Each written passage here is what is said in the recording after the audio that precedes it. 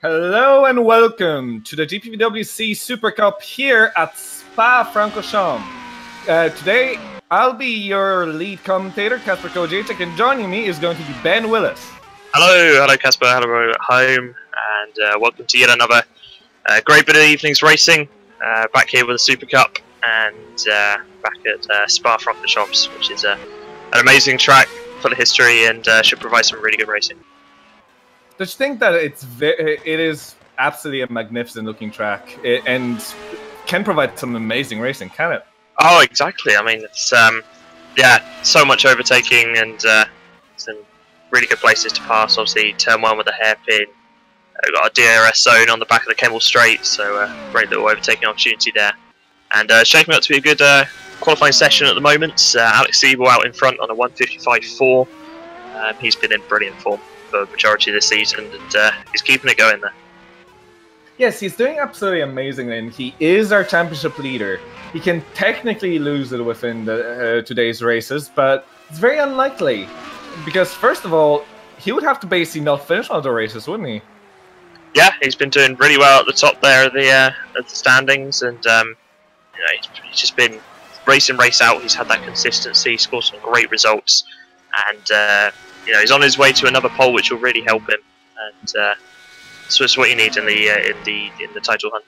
And what an interesting fact it is that he also even missed the first double round in in Australia, and then DNF'd in Monaco and never raced the second race. So to be honest, he basically has two entire rounds, double rounds gone, and he's still leading by a margin of 26 points. That's very impressive, and we can see, I think, exactly why, considering his results here are fantastic. And last time we have personally actually commentated on it, we have seen him do some amazing stuff with those tires.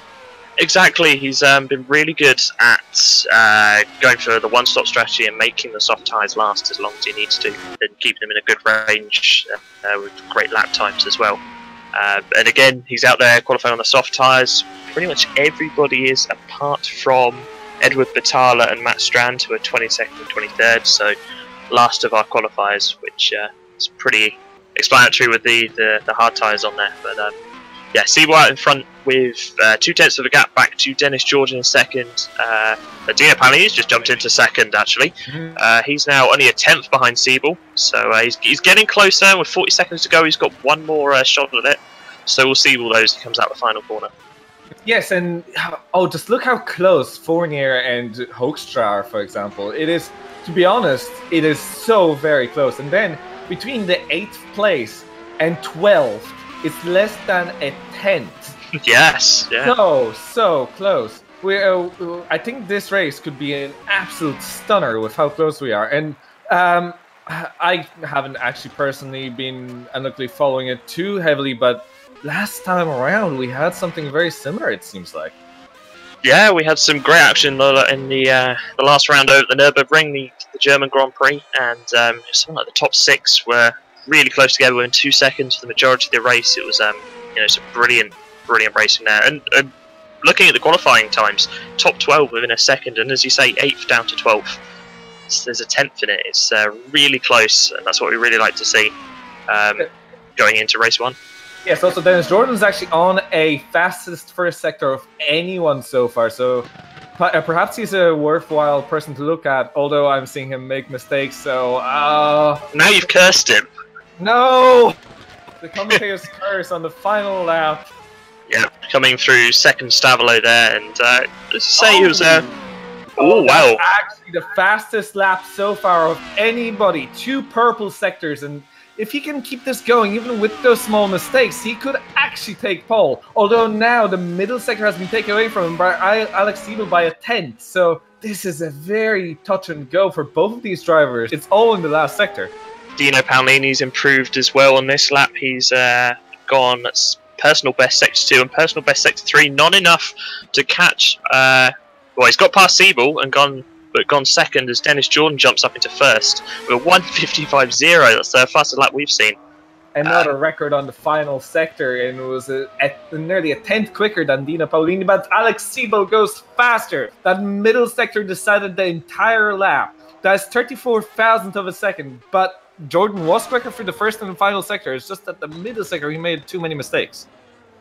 Yeah, it's pretty much down to that. It's Jordan's middle sector wasn't quite up to scratch, and that's where Siebel's beats him there. Let's run down for the rest of the grid. We've got Dino Paolini in third, Wipke Hoekstra in fourth there, and then Jeffrey Fournier for Epic in fifth. Boya Milan P6 for TG Racing, good performance there, and Antonio Hrunovic just jumps up to P7 for Drake. That's another good performance for them. First year Zederix do a Tapper P8, out-qualifying Jason Muscat actually. That's a bit of a surprise. And Tobias Polotzek all the way down in P9. That's not where we'd expect to see him. And then Sandeep Choda for Hints Motorsport rounds out your top 10. So good performance from Hints there. And yeah, it's very disappointing for Polotzek. We have seen some amazing stuff from him indeed, and although there are some names that I recognize further on as well, if we look further down with Edgar Ruiz in 11, that's a person that we have seen possibly do well at times. You know, Aran Jajowski can be a very quick driver. I definitely know that he can. So there are some definite disappointments. Jason Muscat could be even at times, wouldn't he? Well, you'd expect, and sort of on balance this season, Muscat has been the faster of the two Zederix from Tapper, and he's up there in the championship standings as well. So you'd expect him to be a little further up the grid than P13, but it's a long evening. Our first race is 25 laps today with a mandatory pit stop, so maybe we'll look to try and get it back through strategy and trying to go a bit longer on a soft tyre, try and move his way up the grid that way. Could be very interesting, and of course, it's a single mandatory pit stop. That does not mean that we'll see just one pit stop, and we have seen it throughout the last few races that some drivers do have to do 2 pit stops during a race.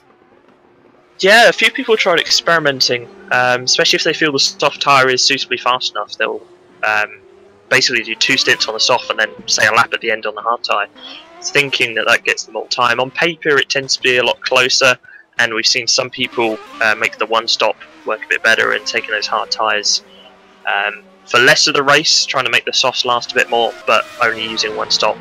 Now, on balance it's been the better strategy, so interested to see what people do around here. Spa is a really high-deg tyre circuit. Well, there's a few tough corners. I mean, you'd look at places like Pouon as being a bit strenuous on the tyres, as well as Turn 18 through Blanchimont, so it'll be interesting to see if those soft tyres can last, for a decent one-stint race. Yeah, it's a very, very fast circuit, and on a calendar like this is probably the second fastest track on the average after Monza. At least it used to be for years. Yeah, that would sound about right, wouldn't it? With the Kemmel Straight and the DRS, it's not. I don't think in terms of top speed we'll be getting up to Monza levels. You still need quite a bit of downforce. Yes, exactly. Because you need a little bit of downforce on the car to get around the middle sector. But in terms of average speed, I'd say it's up there with Monza.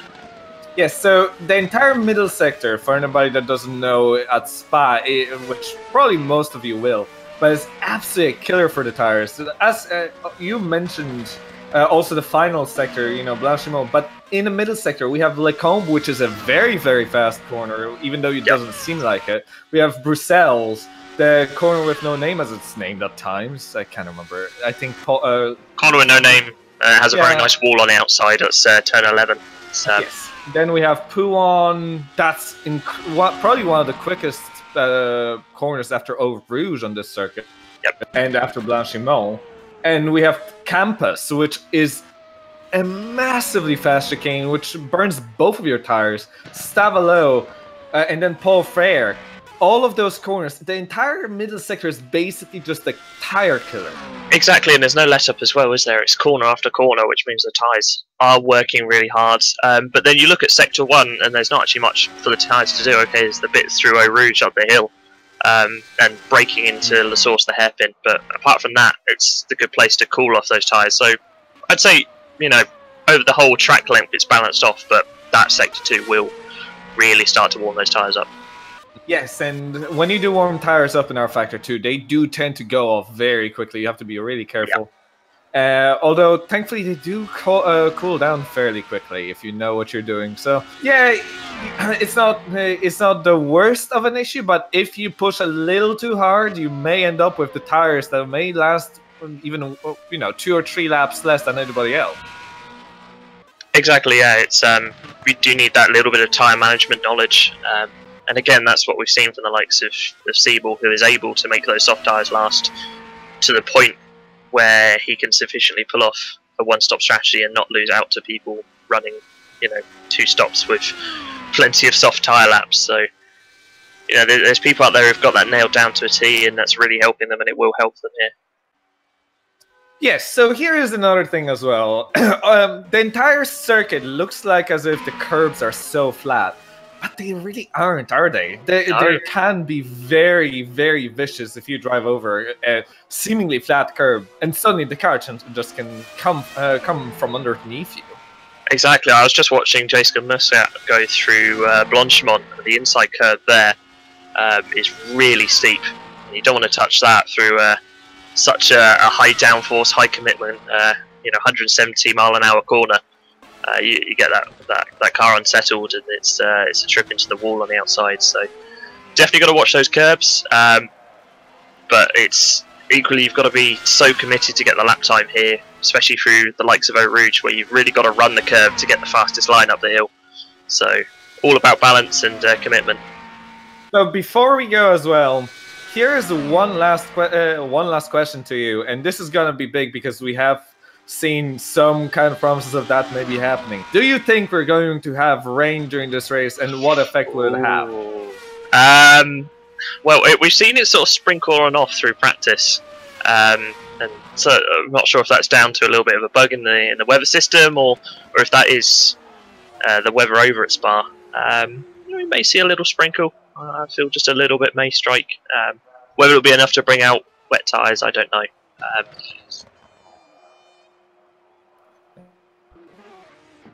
And yes, and it can be very, very tricky because you don't want to lose the time to go in for the wet tires either. And if you can hold off on slick tires, you should, but it could be very, very risky as well. And it could end up being, and we have seen this in Super League in Hungary. It can be, you can be very fast and then suddenly accidentally touch a bit of wet part of the track, and suddenly you're gone. Exactly, and it could change the entire strategy if you've committed to 2 stops and suddenly the rain starts. That's going to throw your strategy into a bit of disarray. So who knows? Maybe we'll see the odd sprinkle. I don't think we're going to get anywhere near as much rain as we had at Hungary back the last time we were commentating. I can't see it happening. Maybe tomorrow for Super League. There's been a lot of talk about some thunderstorms hitting, but I think we'll just escape it tonight. I do quite hope we're gonna escape it in a way, because this track, even in the dry, can provide some exceptional racing. So I wouldn't mind it, but I wouldn't mind it being dry either. And there's always that bit of randomness, which sometimes is interesting, but sometimes is a little frustrating if you have rain. Yeah, it's but then you've got to be prepared for it, haven't you? You never know when rain could strike, and especially at Spa as well. It's very famously known for having its own microclimate, being nestled in the Ardennes forest, in the valley of quite a few hills. You can have points where up at Stavelot it's chucking it down with rain. You get to the other side of the circuit, and it's bright sunshine. So it's a bit of a nature of the beast at Spa. But as I say, I can't see it massively happening tonight. I think it will be pretty sunny for most of the Well, let's hope so. It's funny. It's a weather in the middle of the mountains, and it seems a bit like an Irish weather. It's very, very changeable. So, I can see what you mean there. Yeah. And by the way, we will be going in about 50 seconds or so for our formation lap. And before that, I'd like to invite every single person on both GPVWC stream and simnews.tv stream to please post any questions or comments, and we'll take care of both of them and answer any questions that you may have. Yeah, well, I've got my eyes over on the Sim News one. I know Kacper's watching the GPV YouTube, so any comments, we'll get them read out. VBM have said hi to everybody and go Zedric. Obviously, there's a little bit of a link between VB and Zedric there, so a bit of sister team support. Yes, and we do also have a Mike Pitman on the cameras today, which I have failed to mention. So, rude. I'm terribly sorry.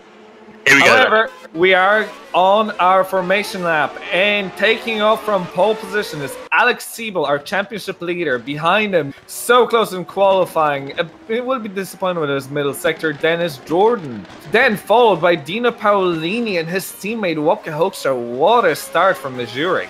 Then Jeffrey Fournier, great stuff with Borja Milan, also not too bad, although, you know, he definitely wants to be up there with in that Zedric. Then we have Antonio Hreljanovic, which I'm probably butchering his last name. Oh, yay! Dowie Tapper in 8th, with 9 of Tobias Palocek. Very disappointing, as we have mentioned earlier. We think he knows he can do a lot better a lot of the time. Then we have Sandeep Choda, followed by Edgar Reef in 11th. 12th place for Jonathan Holmes. Jason Muscat in 13th. Again, disappointing for Jason. He would hope to be a lot higher, we would have felt. Then we have Aaron Yajowski with Patrick Gerber right behind him. Melo Clonton 16th, right alongside Patrick, with Gerard Batalla in 17th. 18th for Ryan Nash.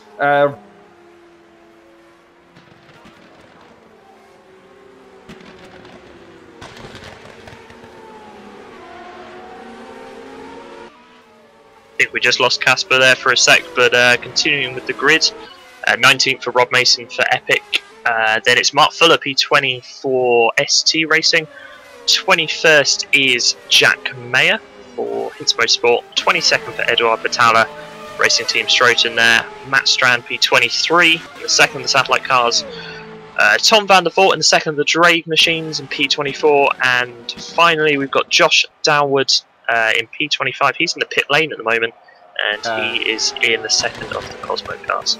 Am I back? And Casper's back! Yay, I don't know what was wrong. Anyway, yes, we have one pit starter, and he's, well, to be honest, staying in the pits. Yeah, sometimes starting in the pits may be beneficial in terms of maybe avoiding the biggest. That's why. Oh, that is why. That would explain it all. But sometimes it does allow you to get away from all of the absolute mess on the start. Especially, we know what happens at La Source. It's a mess, and this could be absolutely fascinating, but it could also go very, very wrong, which it has last year, if I recall correctly, since I did comment on this race, and it was absolutely insane. And just before we get going, your medium tyres, people who are starting on them, it's Edward Batalla, Matt Strand, and Tom van der Voort. So 22nd, 23rd, and 24th on the medium tyres. Josh Downward is also going to the end of the pits, and we have 3, 4, 5 red lights. And here we go. Great start for Alex Siebel. Great off the line. Dennis Jordan as well. To be honest, the top 4 did very well to keep it all nice and clean. And they're going through La Source. They're giving each other a lot of room. No real spins. Oh, Yajowski lost a little bit on the rear and actually pushed. Wait, that's just Downward out of pits already in the middle of the pack. Yeah, I don't think that's right. I think he'll be getting a penalty there. Oh, one car went a little wide at the exit by Rouge, but otherwise really clean start. We have a crash, and that is a Matt Strand being pushed into the wall and then hitting Fuller. Mark Fuller is without a front wing. Okay. We're having issues with Jeffrey Fournier with his connection, by the way, I think. He has disappeared off my screen. He's there. I tell you what happened to Matt Strand. Both Cosmos came together. Wait. Right behind, we have a spinner. Dowie Tapper in now 15th, 16th. He has spun out by hitting. Oh, Thomas van der Voort again spinning. Oh, no. That was a hit. Fuller nearly hitting them as well. That was a spin right behind Fournier. So I presume, actually Fournier just left. I presume that's a disconnect. But Polotczek was in trouble as well. He's dropped down, and as I say, both Cosmos caused Matt Strand's woes by coming together on the exit of Eau Rouge. Otherwise, Siebel has started streaking away at the front with a second gap over Dennis Jordan. yes, so it was a bit of a messy start, and Brussels was where we had that little bit of a second mess. And it's so hard when you have so many cars so close at Brussels, and if you spin it, you just have no way of coming back before the entire pack goes by. Exactly. I've got my eyes on P7. Jason Muscat looks for a move onto Edgar Ruiz down into the final bus stop chicane, but nothing doing there. A little bit of a battle back. That's Mason trying to get past Menno Klont, but again, couldn't do much. Someone just died for the pits. Edward Patala. He's gonna go off the medium tire and off onto the soft, I think, and we have Thomas van der Voort as well. Tom van der Voort, sorry, and he is with possible damage as well, but he is also going off the harder tire. Nice little battle for P17. Kacper in the pits as well. Okay. Sorry, P18 and P19. Jack Mayer heavily defending from Josh Downward. I was quite surprised. He got out of the pit lane pretty quickly, so I think that may be looked into. But down right round the outside on the exit Eau Rouge. Nice move there. Is he going to have the DRS? He was behind, and they're really close together as they come into Le Combe. But Downward is past using the slipstream. Yes, so that's a very weird one, but it also could be just the track bug. But do you then wait for the entire pack to go by? I'm not entirely sure. It's just the nature of the pit exit at Spa is that you cut a corner and you actually have a shorter way out, so it's a little odd. Yep, I'm sure it will be looked into, so leave that for the people in charge. Meanwhile, Siebel still maintaining about a second gap back to Dennis Jordan in the Evolution Motorsports car there. And Paolini sitting quite pretty in third. He's starting to lose touch with Dennis Jordan in second, about a 2.5 second there's gap. going to be a bit of a battle. Jajowski just made a bit of a mistake through just before Paul Frere, and we have Gerber on the outside going to Blanchimont. This is brave. This is very brave indeed, and he's actually a little slower now, possibly slightly different setup. Slots in right behind Jajowski, and is going to go for another outside move onto the chicane. Is he brave enough to actually do it there, as we have another person going wide? Oh, Edgar Ruiz nearly, he's going to lose Gerber in another position. I'm not too happy with that rejoin, to be honest. It's a bit spoilt the battle a bit. He just seemed to sort of pull across the curb straight in front of Patrick Gerber, so I'm sure that one will be looked into. It's a bit of a shame, that one, because that spoilt what could have been a great little move up into turn one. It looked great. It was a good move on the outside. He was actually keeping alongside until he had to basically brake for Edgar. Watch P14. Rob Mason heavily defending from Polotczek. Polotczek will have the DRS now. However, Mason does have the better line. And Polotczek on the outside doesn't have the speed. But is he able to keep it going? As in front of it, we have a touch between Gerber and Ruiz. Ruiz actually loses position, but we still have side by side between Polotczek and Mason. Amazing stuff to go for Le Combe side by side. Really good battling there, nice and clean. Watch Ryan Nash behind as well. He's lurking around. He's could be looking to make a move. Oh, Mason just hit the wall on the outside of the cone with no name. Oh, that's not going to do well to his car, is it? That's not going to do well at all as they come through Puon, and watch as Polotczek now drops back. He's going to lose a lot of the aero over his car there by following Mason. And he's going to look to... Now you look like Nash is going to try and move on the outside into the campus. He's looking pretty feisty back there, isn't he? He's sort of sticking onto the back of Polotczek, maybe looking for a move. That is a slow ST car in front. That was just Gerber. I think he made a little mistake through Stavolo there. Possibly, but he is now quite a bit in front, to be honest. And Polotczek seems to be readying another move on Mason through Blanchimont. Actually going to the outside again, is he? Yeah, okay, outside into the chicane. Breaks a lot later. Polotczek, a little bit of contact between the two. But Polotczek has it done. However, Mason gets a tighter exit, but cannot keep it going. Cannot get onto the throttle early enough. However, that does not mean that it's the end of the battle yet. Nash goes on the move on the inside, a bit of a dive bomb into Lassource, but he cannot make it. That was a bit of a late move. Bit of a speculative lunge there for Nash. You did see there was a little bit of a gap for Mason, but not enough to get Carl's width and just backed out in time. I think Mason may be struggling with a little bit of rear damage actually after attacking the wall, the corner of No Name, because he was really so over Blanchemont. Now watch as they're almost 3 wide down the Kemmel Straight. That's Ruiz, Mason and Nash battling up all the way into Lecombe. Watch Mason, he's going to defend it well though. Held the inside and blocked off any chance of a move. Great stuff, and actually it was throughout for a second as Mason just goes sideways in that SC car. He's definitely got some damage at the back, I think. He's really struggling. Oh, Nash has a little bit of a lock-up, and he's going to be all over in defence from Ruiz. He had a little bit of a front lock-up down into Bruxelles. It's not going to do his tyres any good either. No, however, and that's a rear wing. That's a rear wing off by Puon. Who's that? That's Yovsky. Yovsky's out. Yovsky is definitely gone. That's a... Where was he even running? He was running fairly well. He was, but he's dropped it at the corner with No Name. He just took too much of the outside curb, tapped the wall, span him off, and knocked the rear wing off, and that's the end of his day. That is not how you want to end the race, to be honest. On the bright side, we do have Jeffrey Fournier, who's still running. He actually did a rejoin, by the way. He's a lap down, but he is running. We also have Menno Clant, who's running 2 laps down. Or is that was a disconnect as well. There's also a disconnect, so a couple really unlucky disconnects. But they are running, and they could still be up for possible small points. Battle for P15 here. Josh Downward in the Cosmo car, defending from Patrick Gerber. Downward goes a little wide on the exit, the bus stop chicane. Now watch for Gerber to make a move up into turn 1, La Source. Downward goes to the outside, massively open for Gerber to dive up the inside. Thank you very much. And a little bit of contact on the exit. Well, Gerber didn't really give Downward much racing room on the outside there.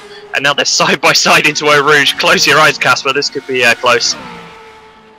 Oh, by the way, there was actually a little bit of a battle we just missed. Slightly up front, it was actually Jason Muscat who overtook Antonio Hreljanovic for 6th place, I think. And actually, there could be a bit more of a battle since Hreljanovic is making a bit of a mistake. Down in 7th at the moment, it has Chonda all over at the back of him, who, on the other hand, has Jonathan Holmes. Whoa! Sorry, Patrick Gerber's gone straight on a Lecombe, hit one of the anti-cuts, and he's flipped over and taken off the front wing. That's a very damaged SC car if I've seen one.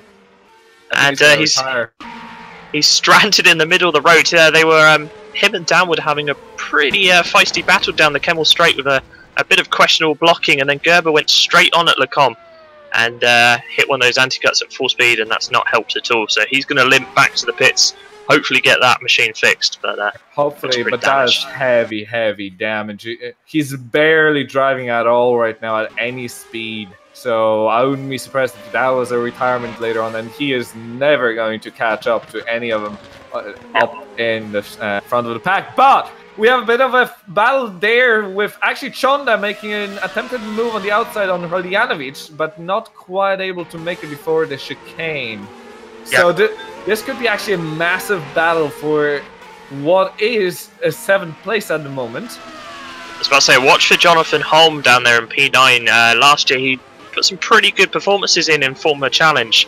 Hasn't done much racing this year, but he's standing in over at Deltec Racing, and he's lurking pretty well there in P9, just holding on to the back of the slipstream from Chodo. We'll have the DRS onto the Kemmel Straight as well. Let's watch P7 though. This could get interesting. I think he has a very good run at the moment. This could end up in an overtake. He's going on the inside, doesn't quite have the top speed, however. So he's not quite alongside, and he's backing out of it. He's a little bit maybe too careful, to be honest. You kind of have to be aggressive and sure on the brakes to be able to overtake. Yeah, definitely into Lecombe. But then we are early in the race, so he's got a little bit of time. Maybe try and out-strategize Hreljanovic as well with the pit stops. So maybe he's just trying to play the long game here. As Gerard Batala is in the pits now, he's gone from softs onto the medium tyre. Quite early to be stopping. I wonder if he had a little bit of an off, or maybe got a flat spot on those tyres. 20 laps on the mediums, or the hard tyre I should say here. It's quite a long way to go. considering Edward Battalla started a race on the hard tire, and after a lap, he went off onto the soft tire. I think that was more a strategy ploy just to get the hard tyre out of the way. It's clearly not being liked by the drivers here. It was a good 3-4 seconds off in qualifying. Meanwhile, though, Siebel continues his dominance up front. 2.6 seconds is the gap back to Dennis Jordan in second, who in turn has almost 4 seconds over Dino Paolini. I'm sorry, but we have another 7th place battle on the outside into the final chicane, and Chonda not braking a bit late again, but not quite, but giving it up again. Radjanovic is just having a lot better exit now out of the final corner. And it's just, I think Chonda just needs to be a bit more brave and maybe try to get a bit more on those or a bit later on those brakes and attempt that move, because he is faster out of corners. Agreed, but he's not letting Hranovic be comfortable or put in any fast times, is he, boy? Not at all. By challenging, he's making Hranovic defend, and that's costing him lap time and allowing Choda to stay close. But again, Holmes is there back in P9. He's still sort of lurking, trying to pick up that slipstream. And another move from Chonda, and of course they do have DRS, so this is actually on DRS, and I nearly have forgotten these cars in side-by-side contact. And Radjanovic goes by. That was very close, but now, as you said, Holmes is somebody he's going to have to watch out for because he's so very close. Oh, Choda's made a mistake down into Bruxelles. Front right lockup. That's something we'll see a lot of tonight. It's a really tough camber corner there. And that lost him a little bit of time off the back of Hranovic, but Holmes couldn't really capitalise back there in P9. Not quite, no. It's very difficult to capitalise in those places. Meanwhile, Jack Mayer has retired there, and that is apparently he's had a little bit of an accident out there. And that's the end of his race 1. Yes, and of course that's not the end of the weekend for the race day for any of the night for any of those drivers. They can still do well in the second race. However, the starting positions are determined by this race, so you also it's a bit of a strategy game, and there is of course a reverse grid to pay attention to later on as well, but we'll mention that once it comes to it. Right now what's happening is that we have Alex Siebel in front by 3 seconds. He's doing a great job. Dennis Jordan, the only person to be able to somehow keep up, then the next person is already another 5 seconds down the road, so some amazing pace from the leading two.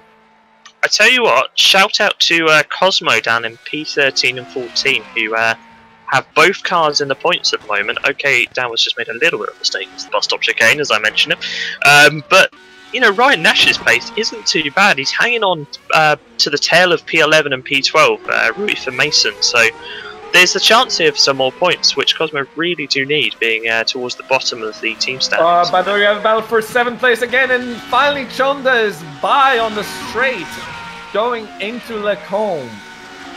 Wow, that took him a while, but he was able to do it on the straight, and Radjanovic just pulled out of it. As I say, watch for Holmes now, because he is all over the back of Hranovic. And if he can get a good run out the corner of No Name, maybe up into P1, if he can stay close, then he can think about a move, maybe into the campus chicanes. I have a feeling like that Radjanovic may have been killing his tires a little bit too much, and now is going to be feeling the wrath of anybody who has tires that are a little fresher. Maybe he does. Let's watch him through campus. Relatively clean, good lines there, but Holmes is slowly closing, isn't he? He's going to lose a bit of that aero from the dirty air in front. Oh! Hranovic's made a little bit of mistake there. Bit of rear locking. He's gone wide at Stavlo. Holmes up the inside into Paul Frere. Thank you very much. That's P8 for Jonathan Holm there. Great job from Holmes. And absolutely fantastic. Already up to P8. And Jason Muscat, who we have mentioned that it may be a bit disappointing of a qualifying session, he's already in P6. Good start to the race, to be fair, actually. He's kept his nose clean, hasn't he, whilst everybody's sort of been battling and having a little bit of a bump into each other. Meanwhile, Edward Battalla is out. He's currently falling down the standings in P18 there, and that's suspension damage, so I'd suspect he's had a little crash. And by the way, just a little update on Jeffrey Fournier. I'm seeing it in the chat. He's saying that it's something similar that we've seen at Silverstone, I think. Yeah. Where his Discord is still working. However, his game just disconnects, and apparently it only happens for him in Supercup, so it's very unlucky and very weird because we have seen him lagging at the start of the race. I wonder if that's something to do with packet loss or something, and just struggling with a multiplayer game, trying to hold a connection. But that's not good for Epic Racing nor Jeffrey Fournier. Sorry, I was hungry, not Silverstone. Sorry, it's been a while. We had, of course, we had the long break, then I was sick, so I take the blame. If we've been away for a bit, haven't we, Bill? And meanwhile, P8 and 9. Yes, P8 and 9. Hurlyanovich is under attack from Jonathan Holmes again, and this is a battle which is going to go on for a while unless Hurlyanovich makes a mistake. But Holmes seems to be a bit more planted for poo on, while Hurlyanovich actually letting smoke out of his tires. In every corner, he's pushing the cars a little too hard. I wonder if Hurlyanovich set up that Dre car for a bit of top-line speed as opposed to corner grip, because Holmes really managed to close through poo on. It just looked like he could just carry so much more speed. We need to watch them up into the bus stop chicane though and just see if Hurlyanovich carries a little more speed though. He may, but I don't think Holmes is quite as quick as Chonda was on this race, to be honest. It could be down to the setup even. Indeed it could, through bus stop chicane then, and Hurlyanovich needs to get a good exit, otherwise he's going to be under attack into turn 1. And he seems to have done that. Holmes is pretty close though, gap around 4/10. So Holmes isn't disappearing anytime soon. He will have the DRS on the exit of Eau Rouge, so watch for a slipstream pass. I'll tell you something interesting. These two will have to watch out soon enough. Look who's coming behind them like a steam train. Tobias Politex, isn't he? Yes, and we know how fast Tobias can be. But now Holmes is on the outside, attempting a move a bit like Chonda did earlier on to overtake Hurlyanovich. Possibly attempting a move through Lacombe, not quite. Hurlyanovich just has the better line through Lacombe, and Holmes has to give up. And it's still very difficult. In some cars you can take it side by side, and in some occasions, but very often it's just too risky. Hurlyanovich got lucky there. He was able to pick up the DRS off Sandeep Choda in front, so able to neutralise that offset in speed. Meanwhile, Rob Mason has taken a trip to the pits, and that seems a routine-ish stop, maybe to fix a little bit of the damage he had from tapping the wall earlier on the race. But he's onto the medium tyres now and will be trying to go to the end. 16 laps should be possible. Now this will be interesting to see indeed. Maybe he'll be able to finish this race, but that will also. Now this is interesting. Do you think we're gonna see a non-stop second race as well? I think it's gonna. Time will tell. I think you have to non-stop in that second race, otherwise you'll lose so much. Being a non-mandatory pit stop race, it's always pretty close in that second race. We've seen it a lot this year, but no reason why they can't. Definitely drivers like Alex Sebo in this pace is not going to do anything like that. But watch, just watch P4. Boya Milan is slowly losing ground, and what Hoekstra in that Mazurek racing car very slowly closing up as they come through Eau Rouge. Gap around the 7/10 mark. So maybe Hoekstra can try and do something with the DRS along the end of the straight, maybe up into Lacombe. Let's see. Could be very interesting. Nothing doing there. He was a bit too far back actually. But if he can, get a little closer, he could definitely put a pass on here. I think Milan isn't lapping as fast as he needs to be to keep Hoekstra at bay.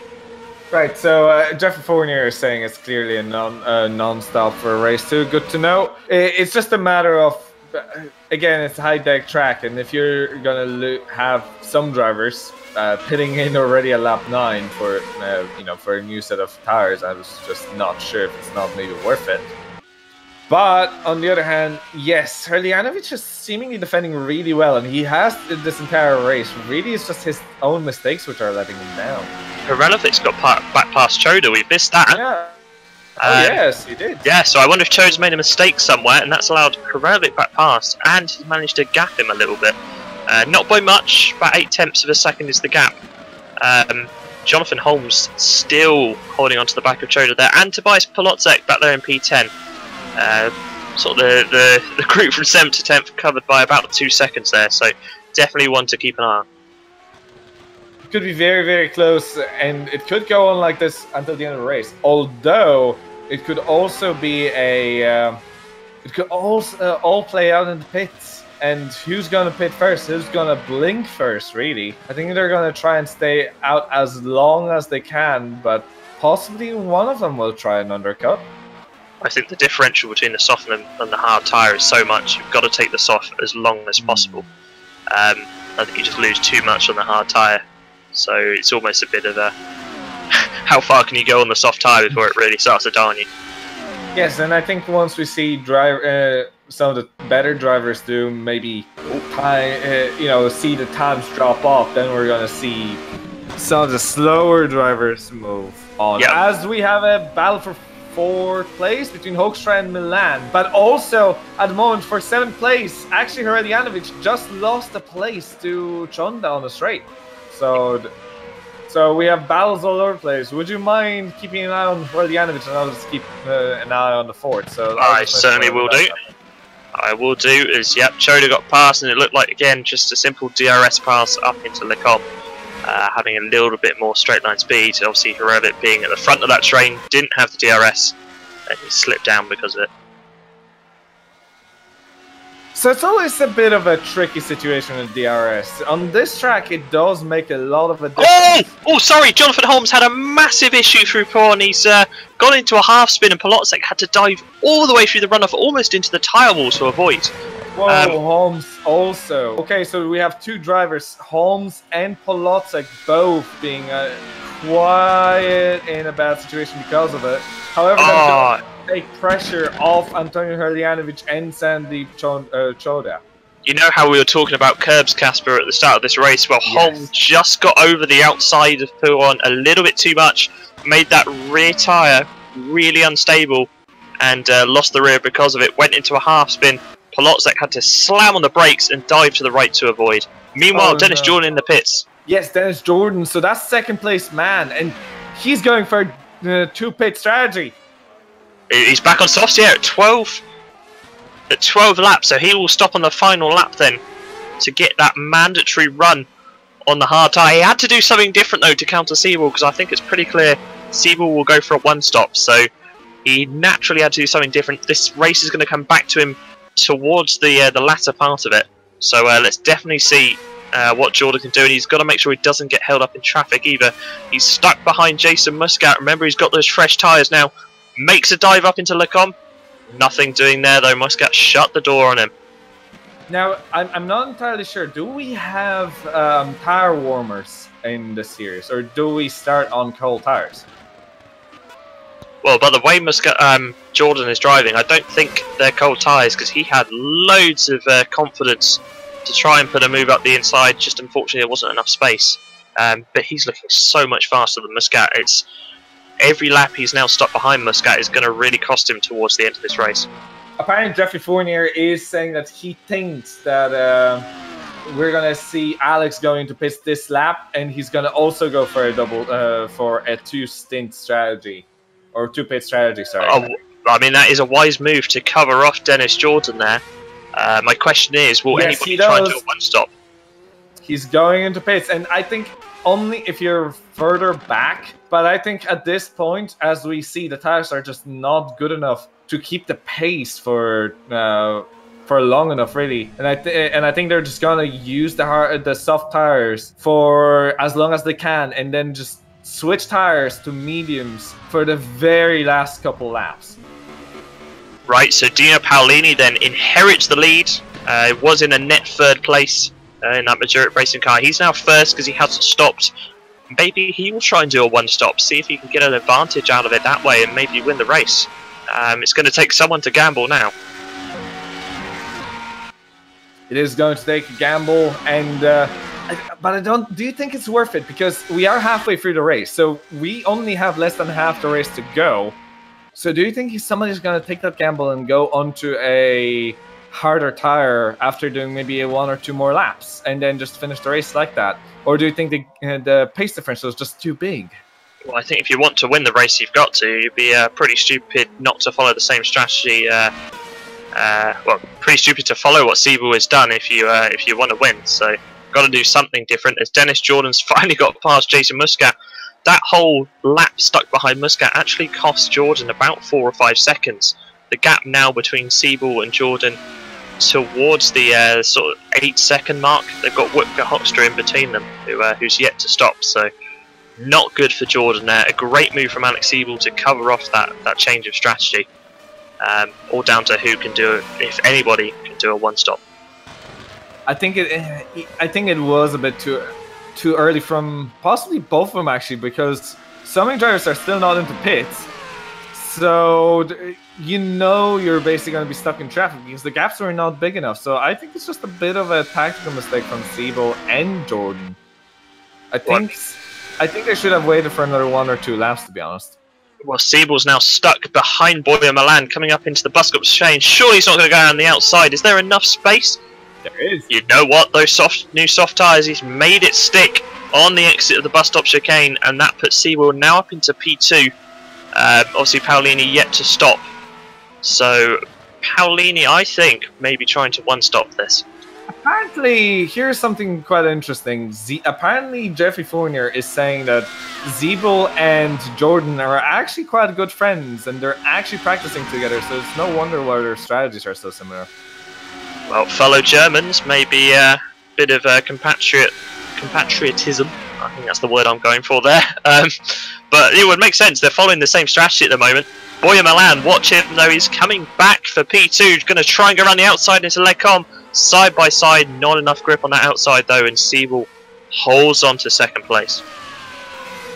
That's, they're still trying to bite, and of course that DRS is always going to help. But now I think Siebel is going to be able to get away for over a second and just drop that DRS away so that Borja is going to have to more worry about Wutke Hoekstra, who's right on his rear end right now, more than Siebel in front of him. Van der Voort and Downward into the pits from 12th and 13th respectively. Both go on to a new set of them. Well, no, actually, no. Downward's gone on to the medium tyre. Van der Voort's gone on to another set of softs. So Van der Voort planning a 2-stop. Downward onto a 1-stop there. Van der Voort actually overshot his pit box slightly, so that's cost him a couple of seconds. So not good for the Drake driver there. Yes, and apparently we had Van der Voort actually started on hard, so he is. I think he's going to take it to the end, to be honest. So that is a 1-stop then. It's a 2-stop, kind of, because he started on hards, I think came in on lap 1, and then came in on now for the second set of softs. So it's actually his third set of tires. Okay. I'm losing track already. This is not good. Meanwhile, Siebel is slowly closing up to Paolini, actually. Gap within 4 seconds now. Obviously, Paolini yet to stop, and we expect Siebel in again. So this is sort of really for the overall lead. Yes, and to be honest, yes, actually, Paolini does look like it is fighting for an overall lead like this, and it's actually fascinating how two completely different strategies, and they look like are gonna come so close. Again, as we talked about in the beginning, it's going to be a very again, it seems like the 2-stop strategy is faster, but then you have to account for the traffic, and that's where you usually lose it. And we have seen that in in real life race series as well, especially in Formula 1 and similar, where a driver that decides to take one more pit stop is just vulnerable to traffic. Exactly. Due Tapper is in from P12, and he is going for, let's see what he changes onto. It looks like another set of soft tyres there for the Due Tapper. And also Jonathan Holmes, after his little mishap through Pouon, he switched onto the medium tyres, and he's going to the end on 1-stop. So that looks like definitely 1-stop. Any driver that's changed already had hard or medium tires on, I think is quite obviously going to be going to the very end of the race after they're midway through the race pit stop. No matter if it's hard or soft tires that they put on, but as long as they, of course, they do have to use both compounds. And I tell you what, Dewey Tapper used a combination of DRS and fresh tyres to great effect to get past Josh Downward for P14. And Tom Vandervort's done the same to get past Ryan Nash for P12. Now, are we going to have any other on-track battles there?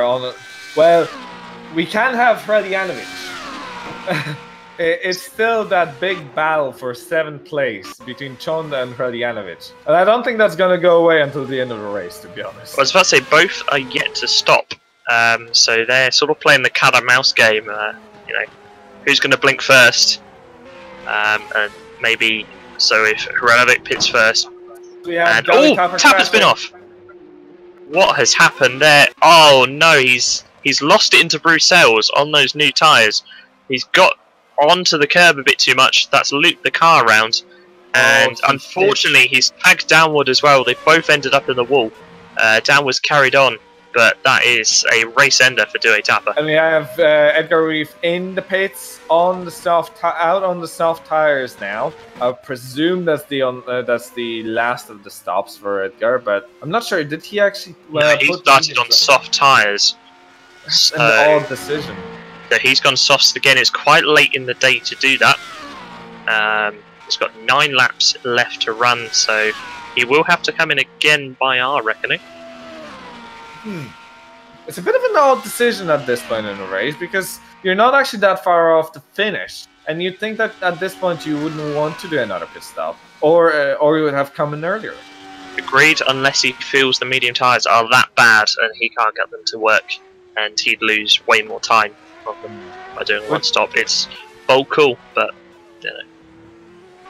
You know what? I'm very impressed with Dino Paolini at the moment. Even though he's on way older tires than Alex Siebel, he's still maintaining the gap. Yes, he's losing slowly, but the difference in the lap times is less than a second a lap. And remember, these tires have a difference of about 12 or 13 laps. Yeah. Totally right there. All Paolini actually needs to do is just keep Siebel back, which doesn't sound like much, but then this is Alex Siebel. So, bit of a big task, but that's what he's got to do to win the race. They both need to stop again, so this is a battle on track for the win. And we know that Dino Paolini is capable of winning races. He is no slouch. Exactly. He is certainly no slouch.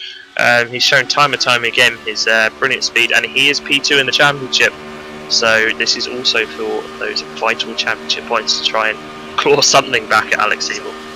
Meanwhile, P7 though, Hradianovic's just lost out to Choda up into Lecom, and Choda goes round the outside using the DRS and slipstream to get past.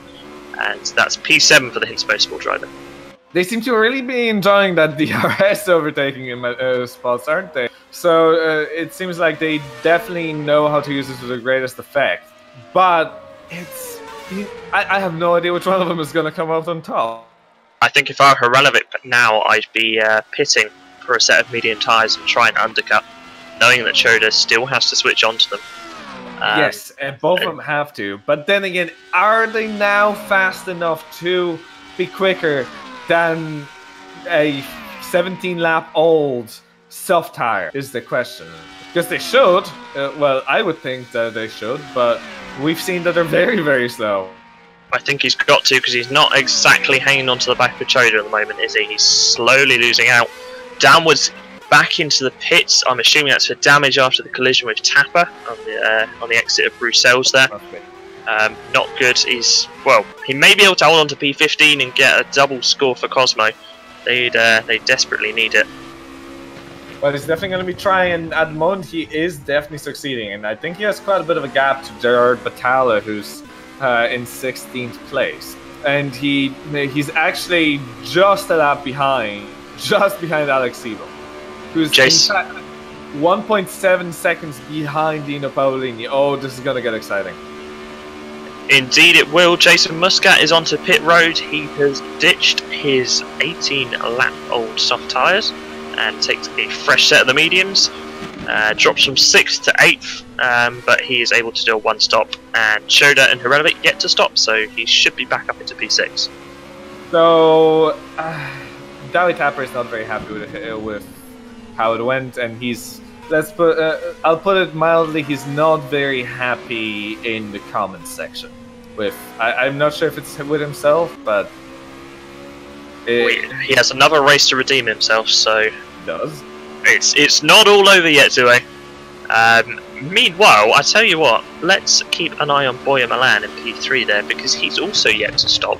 He's only 6 seconds off Paolini, so he's maybe a little too far away to challenge the lead, but if something happens, he'll be there to pick up the pieces. And, speaking of the lead, that's only half a second. Now, how is that? Is that because of Mark Fuller and they're trying to get past him, I think? Because that gap has absolutely plummeted. Can Siebel get past Fuller? Fuller moves over to let him go. And this is going to be really close now when Paolini responds. I think that was the only right decision, because Siebel was about to get through for him like a freight train, because there was no way he's going to stop him on the DRS with the softer tires after Eau Rouge. But now the question is the pace that we're going to see from Dino Paolini on the harder tire. This is an absolutely crucial phase of the race now. Paolini's really got to hope he doesn't come out in any traffic. Then he can just put in some really clean, really quick laps. And he's helped. Yes, that has really helped Paolini there, because it means he's not caught up in that battle. That is very good news for Paolini, and now he has a lot of track, as we have a battle for third place. Yep, Dennis Jordan's got past Wupke Hoekstra. Hoekstra yet to stop. Jordan using those fresher tyres there to get past. Jordan still to stop again, I believe. But he's got past pretty cleanly there. Is Hoekstra also... yes, Hoekstra still needs to pit himself. Yep. So this was a clear battle for positions, and I think they're basically fighting for 4th and 5th place. Exactly. Race off pit road, P8 and P9. Sandeep Chodas losing out to Antonio Hranovic on the run up to Lecon. They're side by side into the braking zone. Who's going to yield? Oh, they're sticking to it. Too wide through Lecon there. Choda with a little bit of a drift. And, oh, they just avoid making contact. Really clean racing between these two. Into Bruxelles now, and again, they're still too wide. But Bruxelles is a one-side corner. I'll tell you right now, I had a battle exactly like this in GTE car in another simulator. And it ended up in exact the same way. We have put it side by side for every corner, Lecombe, everywhere. But Bruxelles, if you're on the inside of Bruxelles, you have it. But it's so impressive to see in a single-seater. It's a really clean, fair racing between those two. Really nice to see. Meanwhile, Milan pits from 3rd place there. So he's coming in for his one and only stop onto the medium tyres. Closely followed by Wupke Hoekstra making his one and only stop as well. Fastest lap of the race from Dennis Jordan, by the way. 1:56 flat with the fastest first sector of anybody. So Dennis Jordan putting in some great laps, but he's 9.5 seconds behind Alex Siebel. And still has to stop. That's crucial. Both of them have to stop. Exactly. So 1st and 2nd still have to stop. Oh, that's Paolini doesn't. That's Melaclont on the... Yeah, he just spun into Lacombe, I think. That's not good. He's the last of our runners, and he's taken a very... Oh, he's gone off into the wall. Oh dear, well, I'm not sure what happened there. He just understeered straight off. And has retired the car. To be honest, he was the last of the runners, so it really didn't make any difference. He was 2 laps down on anybody. But to be honest, oh, what a disaster of a race for Menno. Not good there. Meanwhile, Tom van der Voort has recovered nicely from back of the grid at the start of the race, up into P11. So this is set to be a double score for Drake, which they desperately need. Meanwhile, though, we've got to keep an eye now on Dino Paolini and how much of a gap he has to Alex Siebel. If he can keep it within, well, it's about 18 to 20 seconds for a pit stop here. Something like that. I'm looking at the sectors right now, and the first sector was 2/10 slower by Dino Paolini over to Alex Siebel. We'll see for the middle sector in a few seconds, I'd say. And at that point, I think we'll be able to tell if Dino Paolini is nearly a second slower in the middle sector. I think the tires are still slower. I agree. Paolini has the advantage though of clean air, which means he can really sort of nail down and get some decent laps in. He really needs to if he wants to have any chance of a win here.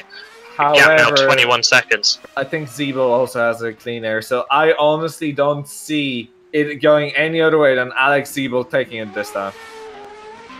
Well, we still got a pit stop to go. There's still plenty that can change here. Dennis Jordan is second, stuck behind Mark Fuller on the run-up to Eau Rouge. That's not going to help him or the aero over his car from the dirty air of Fuller in front.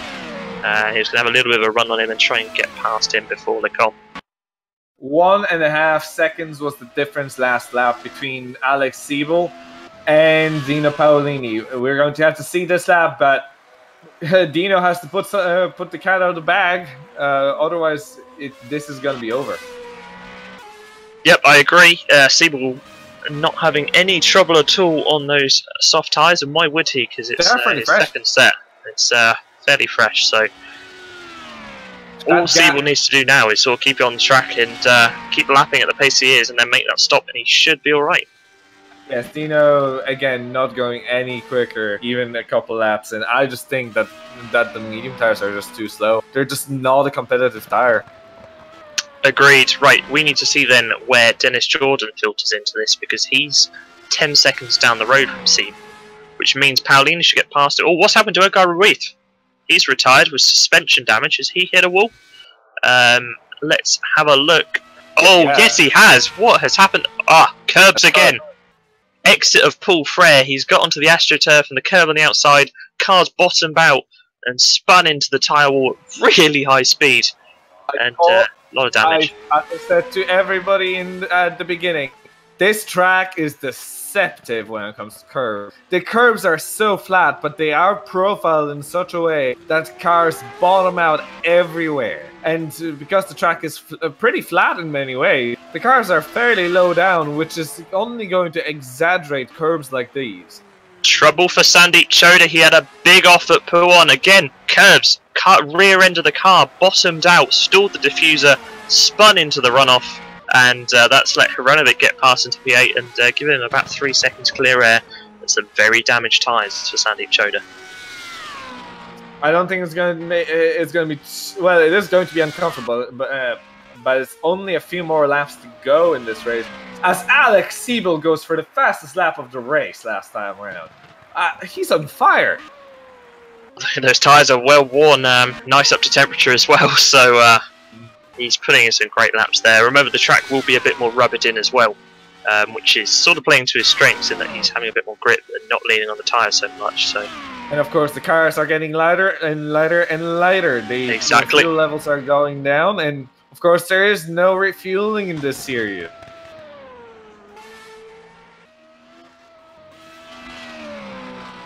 And apparently, Kacper is saying that he feels like his car just spun somewhere where it usually doesn't. It lost the front wing and then just gave up. So. Yes, again, it's tricky with these curves. It's just you're never really sure, and you have to attack them to be very quick. But then you can't attack them too hard because you're never quite sure what they're going to do to your car. So one of the key traits of these former Renault 3.5 cars is they have an extremely stiff front end to them by default, which means if you do touch a curb, it can very easily unsettle the rear of the car because the front just doesn't move. And that was sort of his issue through Brussels. He did take a little too much of that inside curb, and the rear sort of snapped on him, so not ideal at all. But there is a second race, and hopefully he can fight his way up from the back and score some points there. I would hope to do that. And to be honest, it's just it is not easy to drive these cars as quickly as these guys are. It is a very, very tough job, and well, mistakes happen. It always does in racing. It's just a matter of life. But now we have now just back on the track. We're seeing that gaps are actually are widening, so we're not really seeing too much on track action. I tell you what. However, oh, what have you spotted? every single runner is going to be a point scorer. That is very true. Very true. And also watch out for Van der Voort, who's closing up to Jonathan Holmes, so P10. What I was going to say is we are expecting Siebel and Jordan in this lap, because the next one is one to go.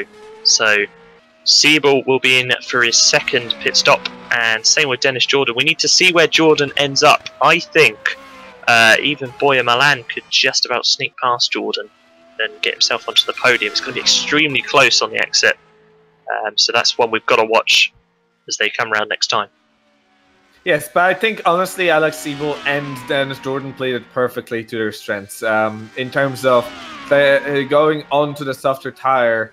And sorry, I was just going to say, P10, Van der Voort's got past Holmes on the run up to Lecombe. He's going to have, yep, he's got the DRS and pass. Watch for Holmes to try and attack back. No, he's not going to do it into Lecombe. So 2 Drakes now in the top 10. That's the points they need. Alex Siebel in the pits, you're totally right there, and watch as Dennis Jordan follows him in, making their mandatory switch onto the hard tyres.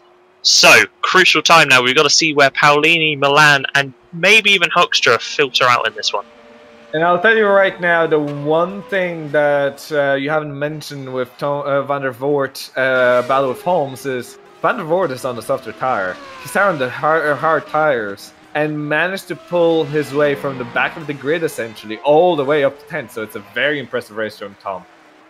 Right, so Siebel has got past Paolini, as we expected. Paolini comes out P2, Jordan P3 on fresh tyres. Can he try and hunt down Paolini in the final lap? I doubt it.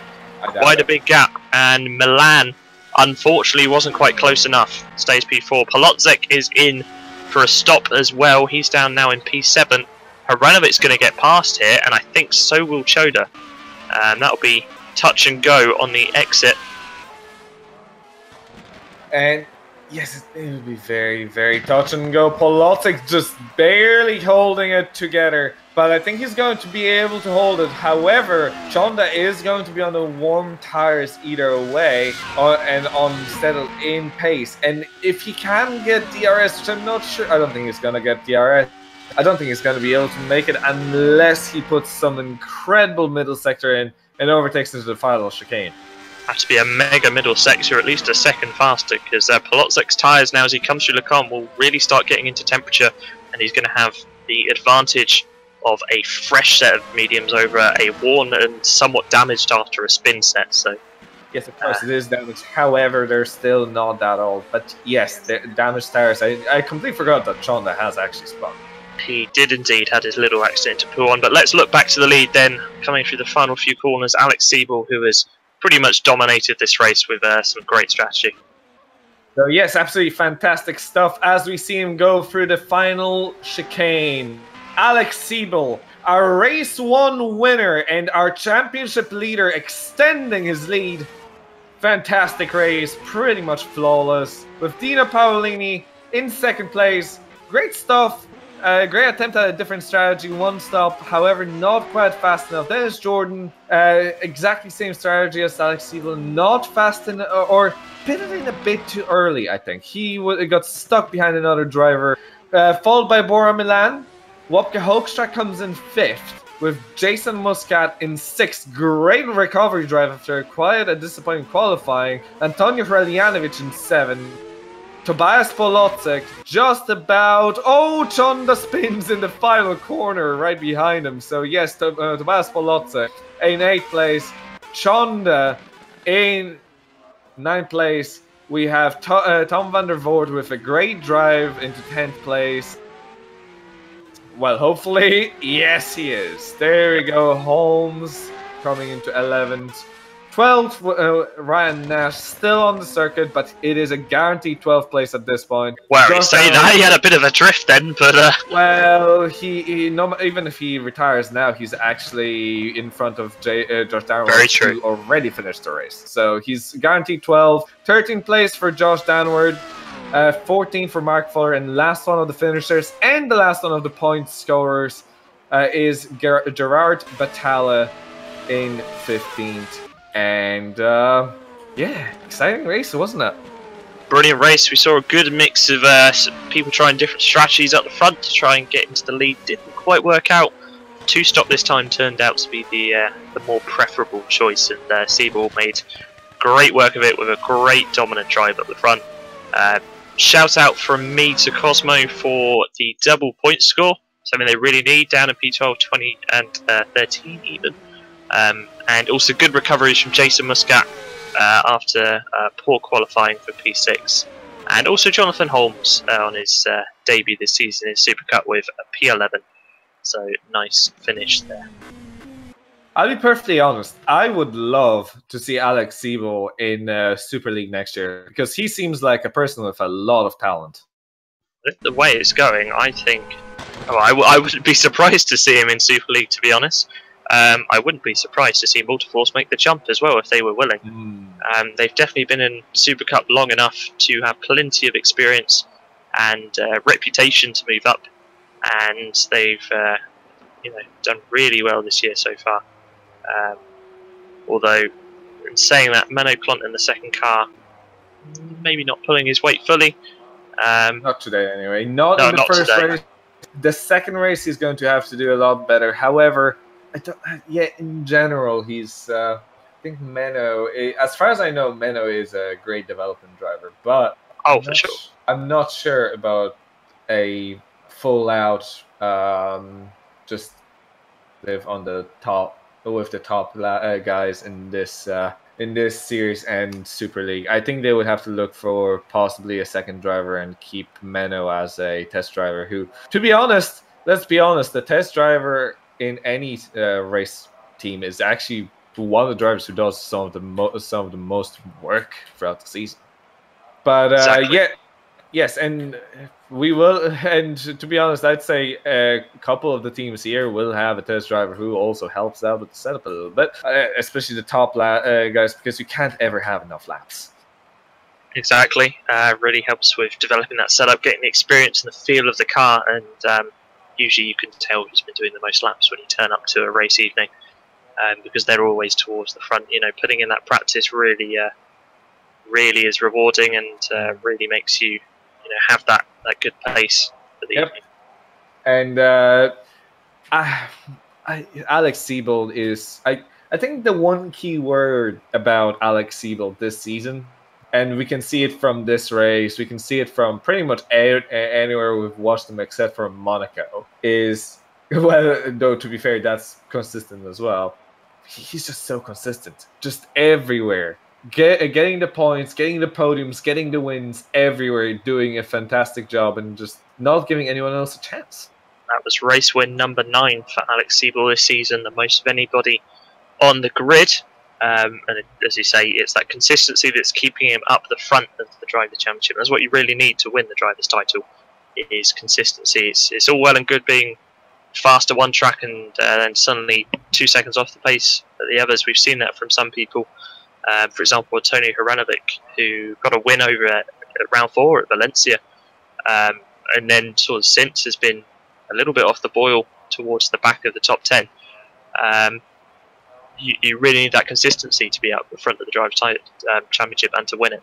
And that's what Siebel's been doing. Yes, and exactly that. And yes, this is not as big of a performance as we've seen last year from Lars Brugman, but to be honest, this is what I find even more impressive is that he missed 2 rounds and he's still leading by a race win, over a race win. Pretty special, isn't it? Although I don't think anything's going to live up to the dominance of Lars Brugman last season. That was truly something to behold. But now we move into race 2, we do need to consider the reverse grid. Obviously, here in our second race, we have a reverse grid. It's a randomly drawn number between P6 and P10. So your candidates for this one are Jason Muscat in P6, Antonio Hranovic in P7, Tobias Polotzek in P8, Sandeep Choda in P9, and Tom van der Voort in P10. So we await to see who gets drawn on pole, and that could be a bit of an issue for Siebel if it's a top 10 reverse Kacper, because that could really hamper that race too. But then it can be very difficult. Seen how consistent and fast he is, so he'll be looking to move throughout the field, as quick as possible. Here is a little bit of a fun fact for everybody. I have only raced in, I think, total of 2 rounds in GPVWC, in which I have gotten 1 pole position by getting a reverse lucky grid. person. By getting a reverse grid lucky. Yes, so I think in my 3 years in Formula Challenge, I may have got 1 reverse pole. And it's very difficult to keep, isn't it? Yes, I'd lost it by turn 1, so... I think I kept it for like 1 or 2 corners. But no, it's very difficult. I was actually going for 5th place and then spun it. Oh, no. And then I finished in like 10th or something. But yes, no, it is very... the level of driving here is actually quite incredible in terms of how difficult it is to do very well. And when you do get that reverse grid penalty, which is Chonda, number 9. Perfect. Poor old Tom van der Voort missing out there by 1 position, and he proclaims his annoyance in non-suitable broadcast language, shall we say. In the naughty words, but that does mean obviously Sandeep Choda on pole. He will be joined by Tobias Polotzek on the front row. Then your second row will be Antonio Hrelovic and then Jason Muscat. Row 3, Wipka Hoekstra and Boya Milan. And then row 4, Dennis Jordan, Dina Paolini. Row 5, Alex Siebel and Tom van der Voort. And then the rest of the grid was how it finished in race 1.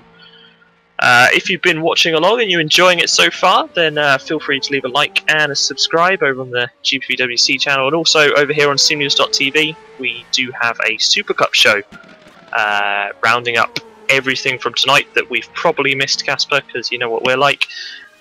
So yes, if you want to look back at the race in a bit more depth, then join us next Wednesday, and we have a great team there doing the Supercup show. And then tomorrow as well, over on the GPVWC channel, is the GPVWC Super League. It's our premier class here in the career ladder.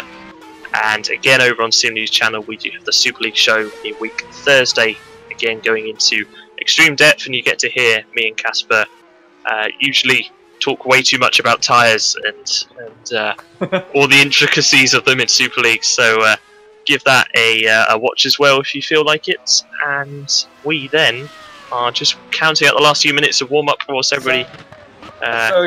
people are having a bit of fun in chat as well. And, Sandeep Choda has actually said he doesn't want the pole. So, interesting.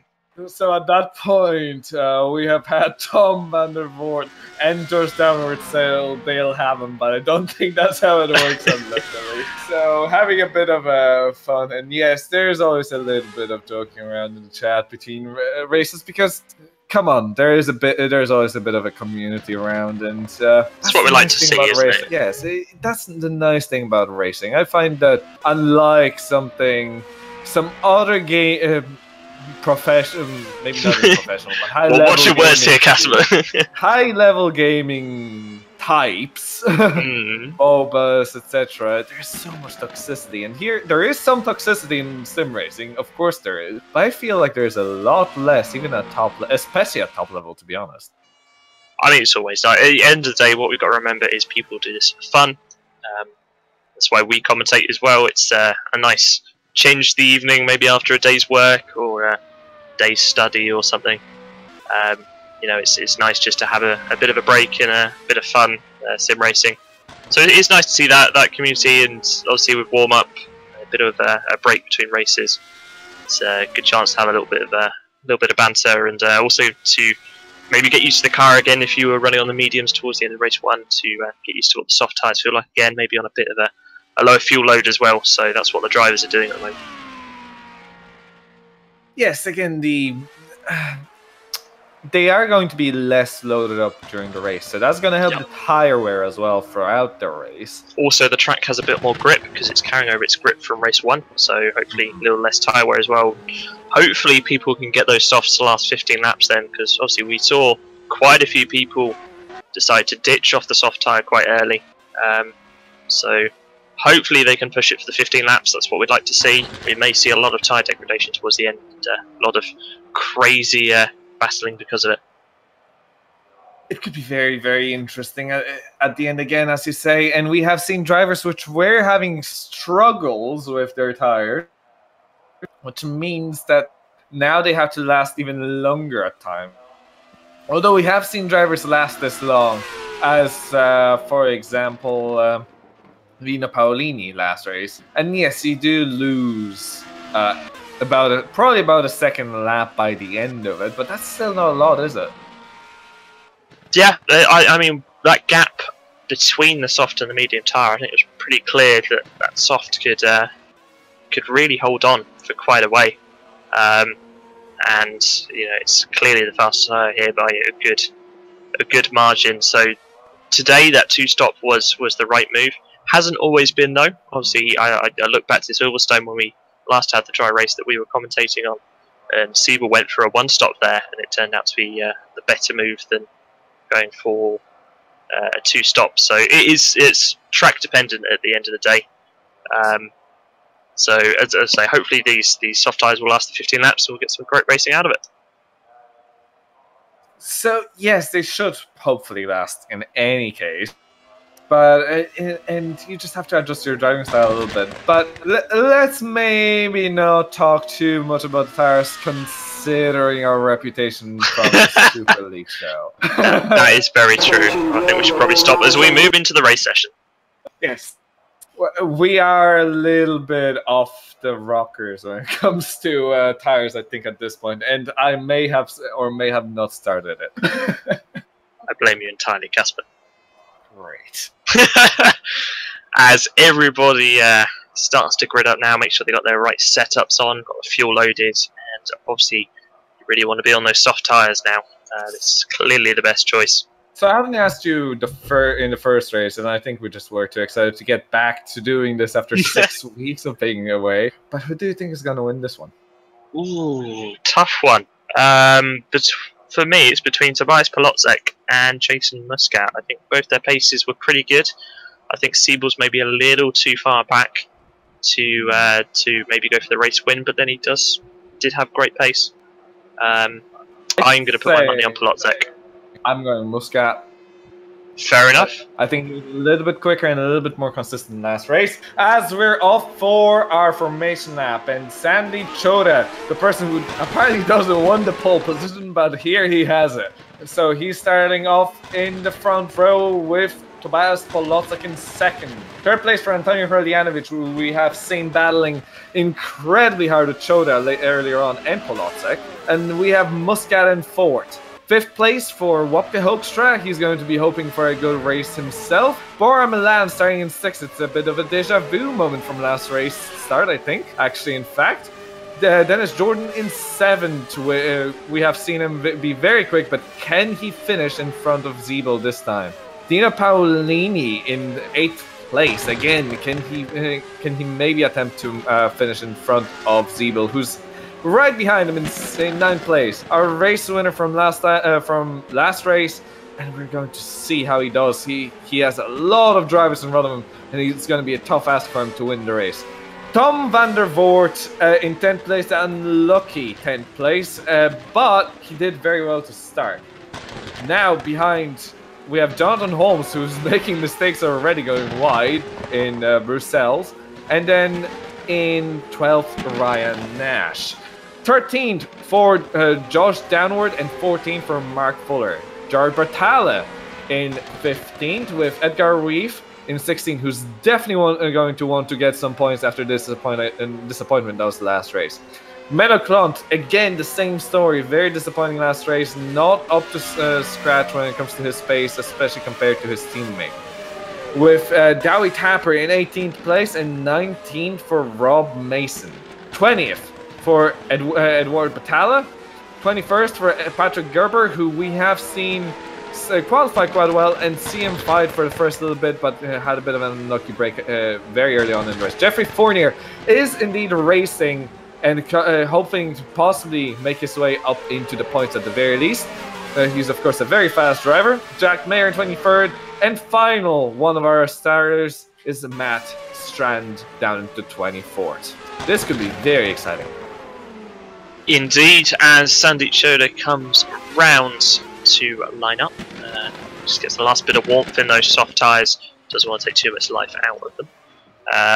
Obviously, everybody is on the soft tyre. Just looking through the live timing data in front of us.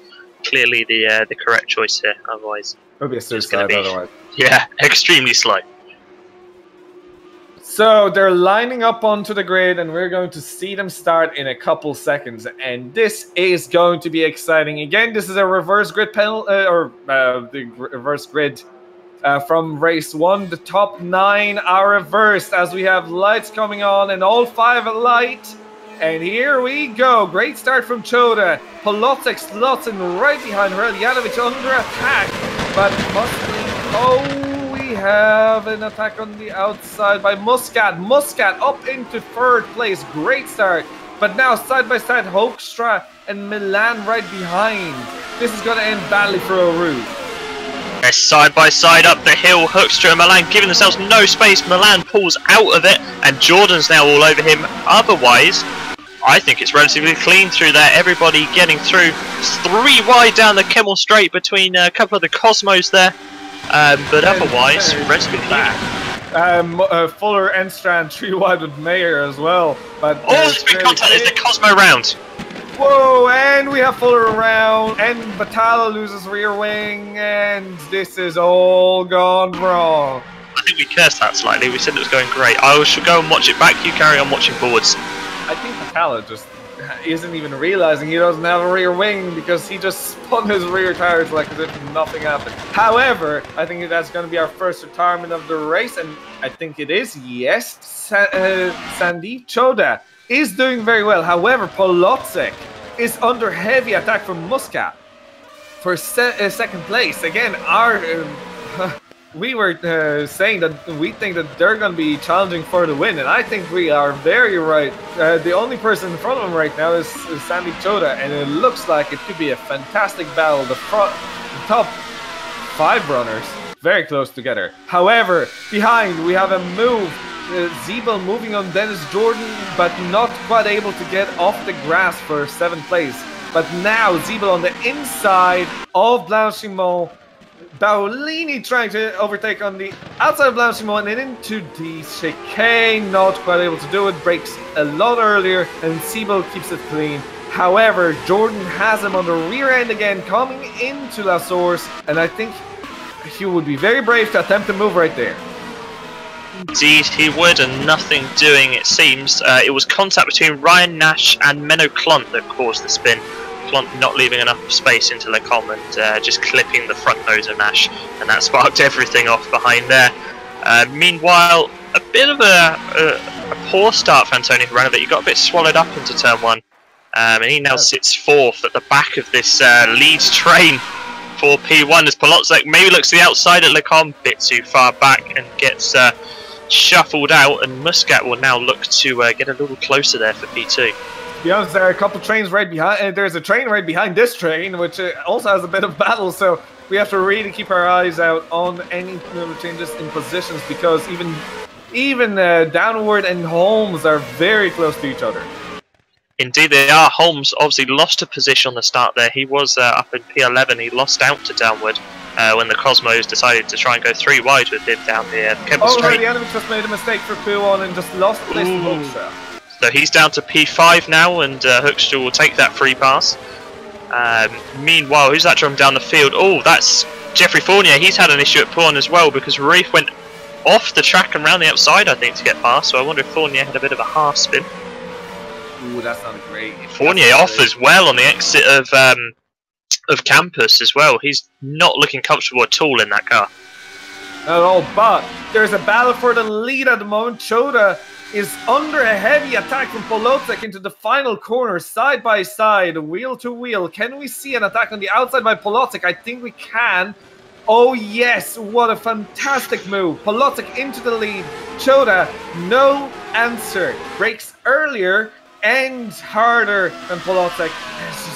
It just made it look easy. And now Muscat is going to have to try and go by to attempt to move, possibly to not get lost behind Polotec or behind Choda as Polotec drives away.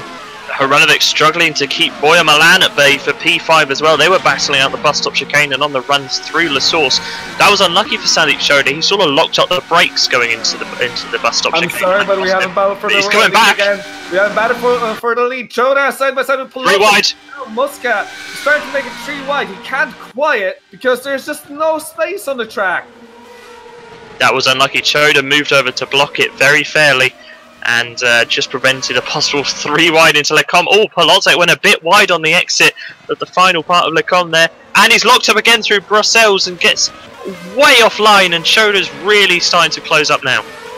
This is a crazy start to the race. Choda, I think, is starting to really put some pressure on Polozek, and Polozek is feeling it. I think he's a little bit, maybe even mentally stressed out through leading the race. So it may sound funny, but it is what happens in the racing.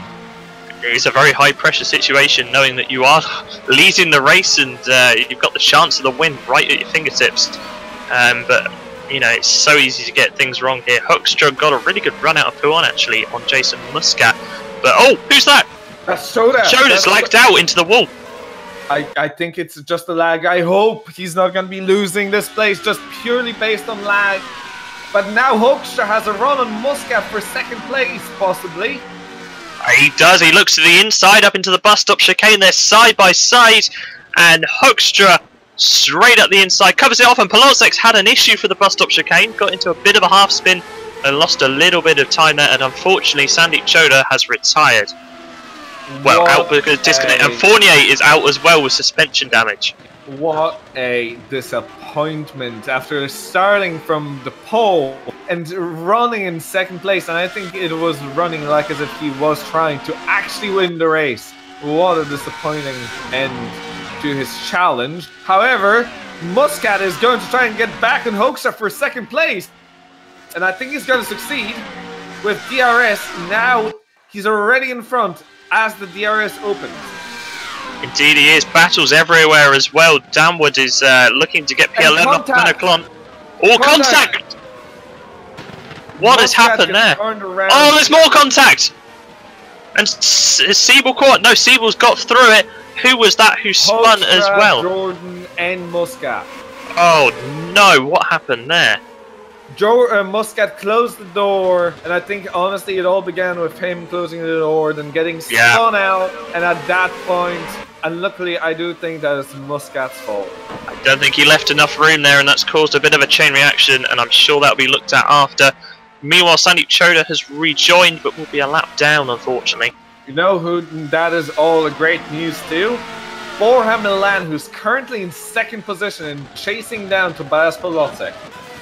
Yeah, great for Boya Milan. Antonio Hranovic's benefited from that as well. He's now P3, slowly being chased by Dino Paolini. And Alex Siebel as well. Got three places out of that, up to P5.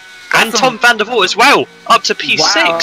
That is very impressive for a driver who has finished, who has started last in the first race. And remember, this is a reverse grid race where he got lucky. And for battle for the P9, just downward in the Wopke Hoekstra on the inside into the chicane, and he's done. Oh, massive! Reef gets. What happened there? Downward. No, downward doesn't go to pits. What? Without the rear wing, that's mad. What did Reef do? Did he? I mean, I don't think he managed to get it slowed down in time. He's gone straight into downward. Well, never braked in time. I think he missed his braking point by a lot and just couldn't stop it. He was 3 wides going into there as well, so he may not have seen the braking point, and that's. Oh, this is really bad for downward now. He's got to do a whole lap with no rear wing. I was about to say as well, there was a Cosmo in the top 10. That was way too late from Edgar, and I think he's going to be looked at by I think he's going to get more than a slap on the wrist for that one. That was a big accident, and in reality, I don't. You know, you'd be looking at 3 penalty points, possibly even a race ban at this rate. But let's look back to P3 though, because Antonio Hranovic is getting pretty closed down now by Dino Paolini, who in turn is dragging along Alex Siebel. for third place. There's a little bit of a train now forming all the way back down to his teammate Tom van der Voort in 7th. Apparently, Jeffrey Fournier is saying that that his cause of the incident was being, as he called it, wrecked by Patel, but that's of course going to have to be under a scrutiny of a disciplinary committee, since we haven't actually seen it. But that's what he is saying, so some kind of a contact nonetheless. Patrick Gerber is also got his own little train forming behind him. He's got Jonathan Holm very close for company. About 4 tenths is the gap there. That's over P11. And Dennis Jordan recovering after the contact earlier. He's in P13, is looking to get past as Holmes looks to the outside. Not enough space though. Gerber defends nicely.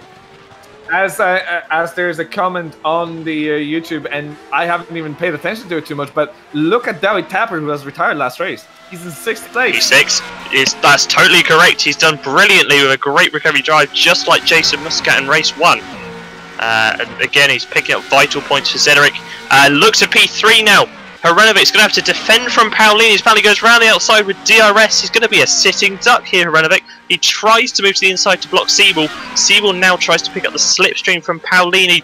Could Hrenovic lose 2 places here? No, he only loses 1 as Paolini goes round the outside. I think Siebel is actually set up a lot more for the middle sector, and that's why he's a little slower in the straights and maybe struggles a little bit with overtaking. So it's a bit of a Red Bull situation back in their heyday. Yes, yeah, he's definitely got the chassis beneath him, hasn't he? And Hrenovic more the top speed, being able to block Siebel. Yeah. I think Hrenovic's going to struggle now to keep Siebel behind if he does have this Sector 2 advantage. I do think so, and this is going to be so tight, but I think at this rate, I honestly don't think Alex has too much of a chance of winning this race because of Dino's. Dino is doing some fantastic work of his own, and Tobias Polotzik is actually doing real work with Borja Milan and struggling to keep his distance. Milan is struggling to keep distance, but he does have the fastest lap with a 1:57.1, and although Paolini has just set a session best Sector 2.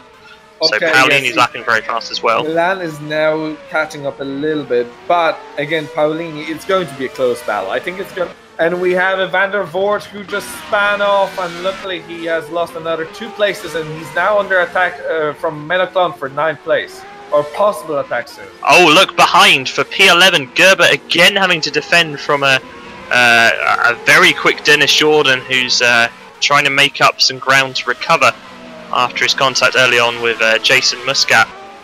And he is struggling to get past Gerber, actually. Gerber's doing a really good job of defending. You know, he's a little slower than Jordan, but he's kept Jordan behind now for a couple of laps. By the way, the last lap was half a second quicker from Dino Paolini than Borja Milan, and apparently there's a battle for 4th place between Siebel's Hruljanovic, yes, Hruljanovic is down 1 position now, and Siebel is now in the chase for the win. I think this is going to be a 4-way battle for the win between Polotzik, Milan, Paolini, and Siebel, and this is going to be exciting. We still have 60% of this race to complete. I was about to say, there's 9 laps in it. I think it's totally possible. Whether it will happen is another question. Hrenovic really was a sitting duck there again to the DRS. Siebel just had so much more straight line speed to get past. And yes, and Jordan's passed Gerber. I think that's happened up into Bruxelles, although Jordan was pretty scrappy through the corner with no name, and keeps it online through Pouron, and will be looking to get past Menoclon now for P10 and try and claw back some points. Dennis Jordan is actually on fire. His first sector was fastest of anyone this entire race, and now middle sector fastest from anybody from Alex Siebel. He's on the mission trying to catch up now. He certainly is, and he has brought that gap down ever so slightly up to Polotzik. It's now within 6 seconds, so he's doing what he needs to. However, we're also seeing that Polotzik is actually starting to slightly, or has in the middle sector, slightly extended. Well, actually, he has not extended nor diminished his gap from Milan, because the difference in the last lap between Milan and Polotzik was 5 thousandths of a second in favor of Polotzik. That is really close at the front, isn't it?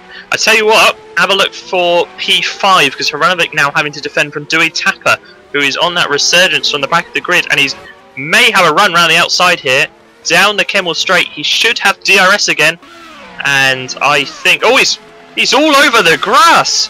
Not sure what he's doing, but he's just about to get. He's got the position, but that was iffy. Bit iffy. You know, more than it needed to be. He didn't need to be out on the grass. He had plenty of space, so not sure if he just misjudged it from inside the cockpit. I'm just gonna take a second and say I like your joke, David. David Tune has posted tap in brackets per on wood. So yes, tap on wood. Yes. Well, definitely not in a woods car nowadays. Of course, a bit of a yeah, a bit of a sad story from Super League. Anyway. Sewell now within 5.5 seconds of Blotzek, so he is pulling back the time. He's going to have to get past Paulini even very soon. And yes, but Paulini is also happening very quickly, so it's going to be difficult to overtake. Certainly is. I'm just looking a bit further down, P9. And, oh, what's happened to Jack Mayer? He's got no rear wing down to P18. He's drifting through P1. Not the optimal line through there. He's lost it out of Lacombe. But yes, it's very weird. It's very weird. He was on the grass. He was already going straight, trying to get back onto the track, and the car just spun out on the grass, going too quickly. And apparently Patrick Gerber is out. What happened to him? I'm just having a look. He's okay through P1, and spin through the campus going. Yes. Oh no! That's curbs in AstroTurf, and that's a big hit. The whole front and rear end torn up. Rob Mason was very lucky not to avoid, hitting Gerber there, and he just managed to dive to the outside. So not good for Gerber there. He was putting in a really good performance, I felt. Indeed. Also, we have seen the fastest lap from Paul Lotzek thus far, which was 1/10 quicker. Apparently, we have a battle for 9th though. Dennis Jordan got past Van der Voort again with DRS down into Lecombe. Easy pass there, really. Just a case of faster in a straight line. Yes, and as I was trying to say, Tobias Polacek was a 1/10 of a second quicker than Milan last lap, and then Paulini was a 10th, exactly to 1,000th of a second, a 10th slower than Alex Siebel, but both of them half a second quicker than Polacek. That lead gap now down to 5 seconds down to 4th place, so the top 4 really closing up now, and I think this is going to come to a boil pretty soon. I've seen Menno Clant running wide, but I think he was just letting people. But no, I think he just lost a position or so. Yeah, he's lost a position. Was that to Jonathan Holmes? I think he's jumped back up to P11. I think he got a bit squirrely on the exit of sort of towards the P1 area, so not good for Menno Clant. Not at all. Menno Clant not having the greatest of races. And yes, we have Jack Mayer into the pits, but he's so far down that I don't think he's going to get points unless we have another 2 retirees. Which, to be honest, can happen. It's Spa, it's a bit of a cruel mistress in terms of tracks. You know, Wall's very close to the track, so you never know. There's still time for it to strike again. I'm just following the lap times. This time around, Milan a 10th of a second quicker than Polacek. Paulini 2/10ths quicker than Siebel. So it's on and off, and I don't. Honestly, I think what we're seeing right now is Siebel and Paulini are quicker than Tobias Polacek and Bora Milan, but there's nothing to pick between the two pairs. As we have a battle for 7th place, and Wopke Hoekstra goes on the outside and very easily goes by Jason Muscat. Again, DRS used to get past Jason Muscat there up into Lecombe, and had the line through Lecombe and managed to get in front of Muscat there. Quite an easy pass, and that puts Hoekstra up to P7. I think that's basically the favourite overtaking opportunity right Oh there. wow, I say that, and Hoekstra had a little trip into the wall on the outside of turn with no name. And hopefully he hasn't done any damage, but that's going to let Muscat close a little bit. Hopefully, because that could You know, the small suspension damage is always the most painful. See, it goes sliding a little bit. The most painful because at first you may not even feel it, but it sometimes kind of even amplifies itself with time, with the tire usage. And then you kind of, when you need to feel the car the best, you don't because of the small damage. It's just that little niggle back there, isn't it? That you just don't quite have the confidence you did the lap before, and that can really upset your rhythm and upset your lines into further corners. Meanwhile, that top 4 gap now down to 4 seconds as Siebel starts to sort of close the sandwich together. He's really getting close to Paolini now, almost within a second. 1.2 is the gap between third and fourth. Again, it's nothing between the two in terms of lap times between Paolini and Siebel. It's 1:10 this time around, or 1.5 going to Siebel. But again, Paolini was 2/10 quicker last lap. And Milan was 2/10 quicker than Kołodziejczyk, though. As we have... Ryan Nash. Ryan Nash has been into the wall. Now, where is that? Is that on the entrance to Blanchimont? That's before Blanchimont. That's the corner before Blanchimont. The very fast. It's not even. You don't even consider it a corner, but it is. You know, it is a bend. As Nash is struggling, I think he needs to pit in, and he does. So he actually dropped it at first Stavolo. He went into the inside wall and he's done some suspension damage to that Cosmo car, and that's why he was offline at Paul Frere. Very unlucky for Ryan Nash. Now he's going to have a bit of repairs, and his chances of a point finish are probably over. Well, I don't. Yeah, he's a bit away off now, isn't he, with that damage? So unfortunate for Cosmo there. They were looking set for another double score, but that may not be. We are getting closer and closer to the end of this race, but we still have a third of it to go. So. About 4.5 laps to go, I'd say. That sounds about right, and Siebel now 3.3 seconds off the lead as this group of 4 edges closer. And I think at this rate he's going to be just short by the end, especially if he gets held up by Paolini. I think, honestly, Kołodziejczyk, unless he makes a mistake, is going to have it. And hear my reasoning. Siebel and Paolini are about half a second quicker than Milan and Kołodziejczyk, either of them. Kołodziejczyk and Milan are about the same pace and consistently so.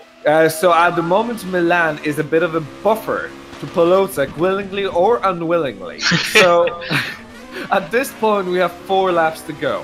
What would have to happen is, first of all, half a second a lap is not an easy gap to overtake from, because that's not a big gap in a lap time. Second of all, we're all on reused tires, we're all on the same tires, so there's nothing in it. However, Paolini is going to go for a move on the inside into the cone, not quite close enough though.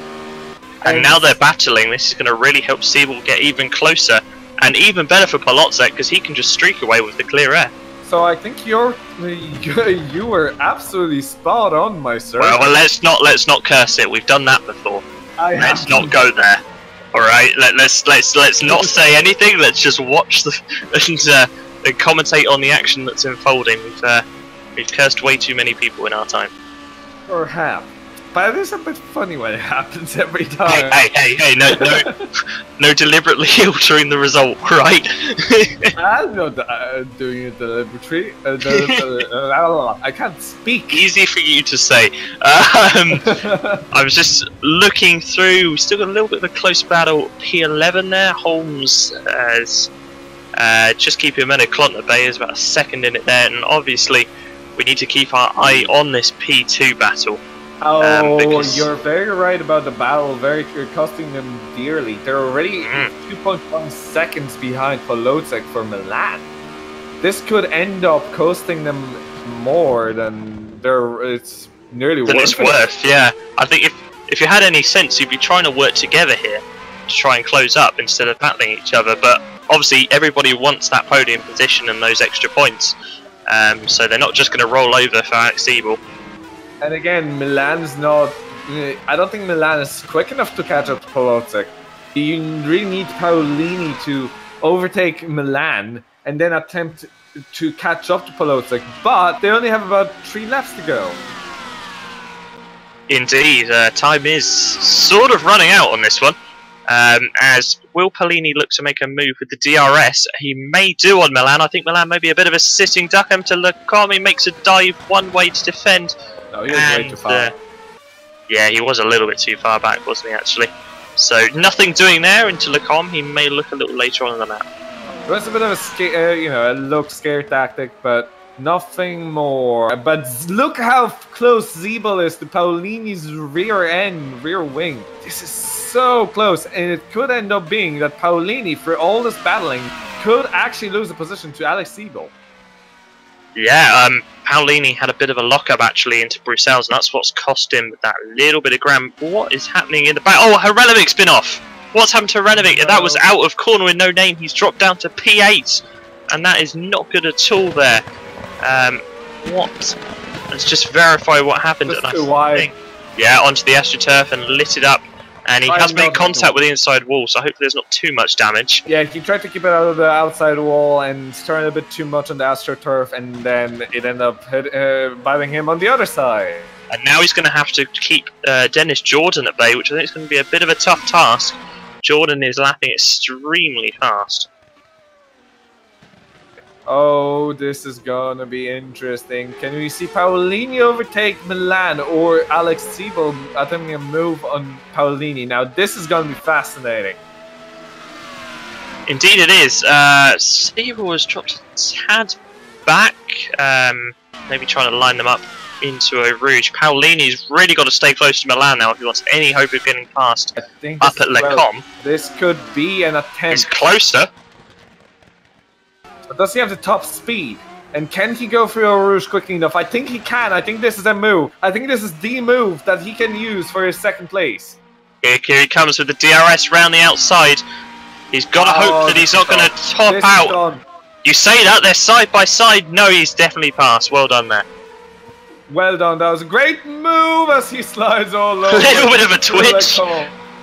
But now, Bora Milan is going to have to really watch out for Alex Zeeble, who's going to be on a mission and attempting to move of his own on Bora and not to be held up too much. Of course, Zeeble fighting for as many points as he can for his championship lead to extend it as much as he can and not lose points to Paolini and Kołodziejczyk. So this frees up Paolini now, who had a session best first sector this lap around, and he's going to have one more lap after this to try and close up to Kołodziejczyk.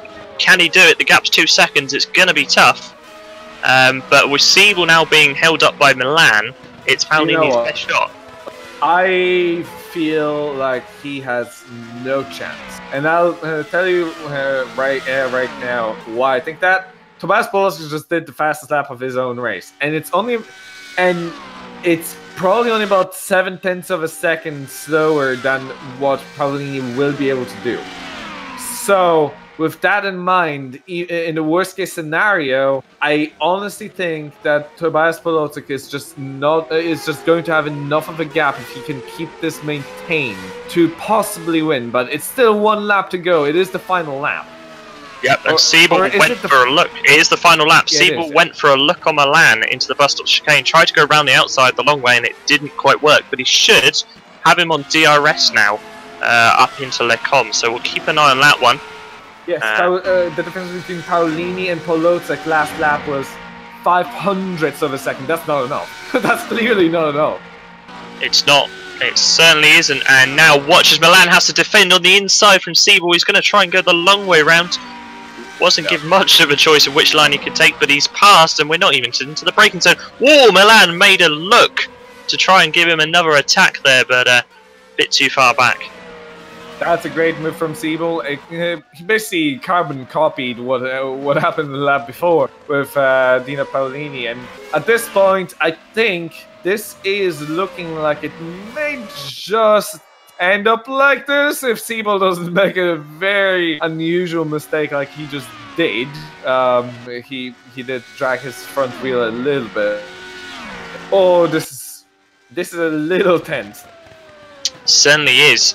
We've got to watch what the gap is when they come up to Sector 2, but I think Paolini's just a bit too far back to do anything. He's not going to have much of a slipstream help into the bus stop either. It's going to take a Kołodziejczyk mistake for any change to the lead, I feel. The gap is, 1.5 seconds. He's lost 2 temps. Yes, he was quicker for the first sector. He was slower through the second. And now, Tobias Polotza going through the last couple corners, going through Blanchimont, and into the braking zone for the final chicane. And I think it looks like Tobias Polotza, your pick, I must admit, has just won this second race of tonight, with Dino Paolini second and Alex Siebel in third. Dino Paolini, amazing consistency. 2 races with 2 second places in a row. Great stuff. And Alex Siebel on the final lap puts in the fastest lap of the race, a second quicker than Dino Paolini. Indeed it was. It was a strong lap from Alex Siebel there to close, but just not enough to get that P2. Boy Milan P4. That was a good result from him. Kacper in 5th. Fantastic result for a driver who has actually retired the last race and has started from basically somewhere in the back the first race, if I recall correctly. Basically, Kacper, amazing stuff this race. 5th place finish, great. Wopke Hoekstra 6th, good stuff. Jason Muscat a bit disappointing in 7th. Of course, after that early race mistake or contact with Dennis Jordan in 8th. 9th for Antonio Hraljanovic. 10th for Tom van der Voort, exactly where he started, so I guess he can't be exactly disappointed. 11th for Menno Klont, a lot better this race, but still a bit disappointing. Jonathan Holmes in 12th. Yeah. 13th for Rob Mason. 14th for Matt Strand. Mark Fuller in 15th, and that finishes our points finishers. And we also had Ryan Nash and Jack Mayer as our last 2 finishers. Exciting race. A really exciting race. I tell you what, a poor round for Epic Racing, only getting 1 point score tonight, and that's Rob Mason's P13.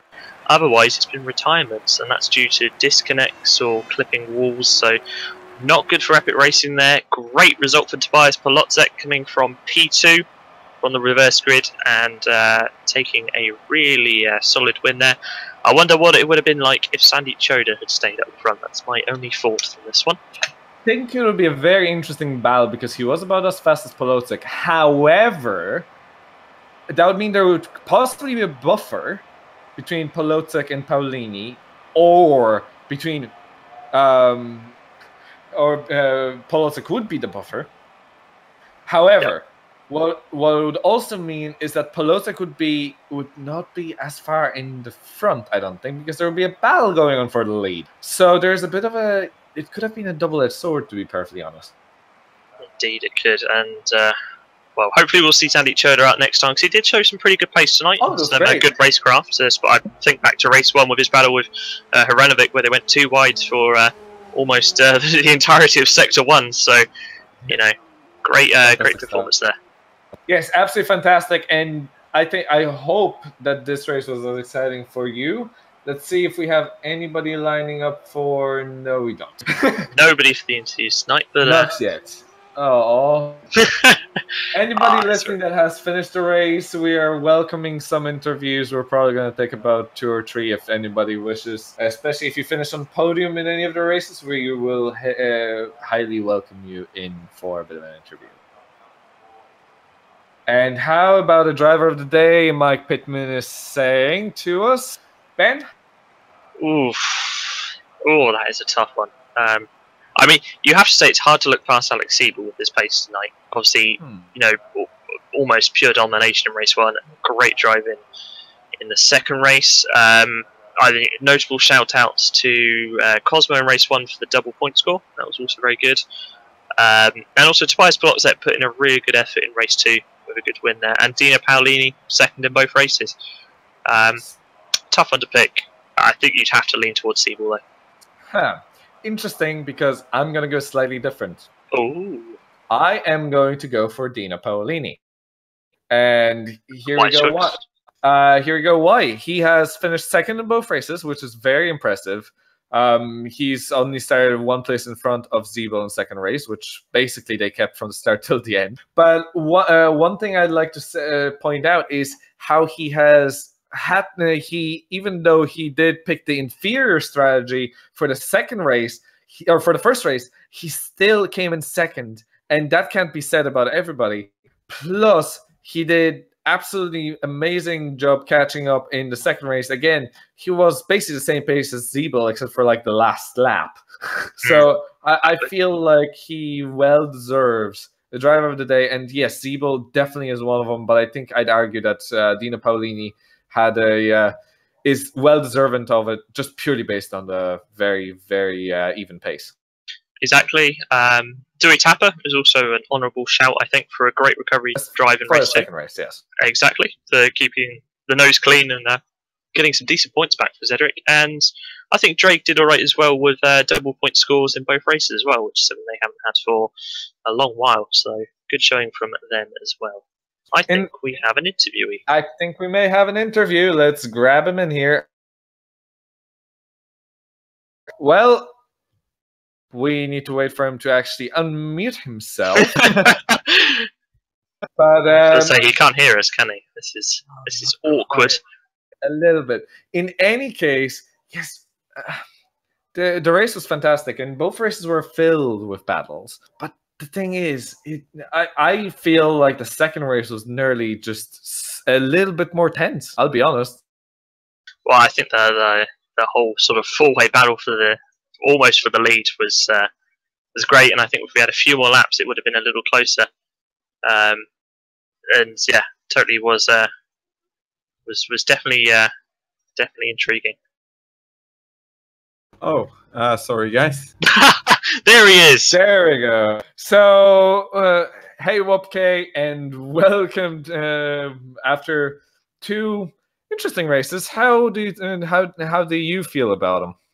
Well, to be honest, I'm all right with it. I thought I could do better in both races, but especially race 1 was just fine. I didn't have the pace to keep up with the top 4, so that was all right.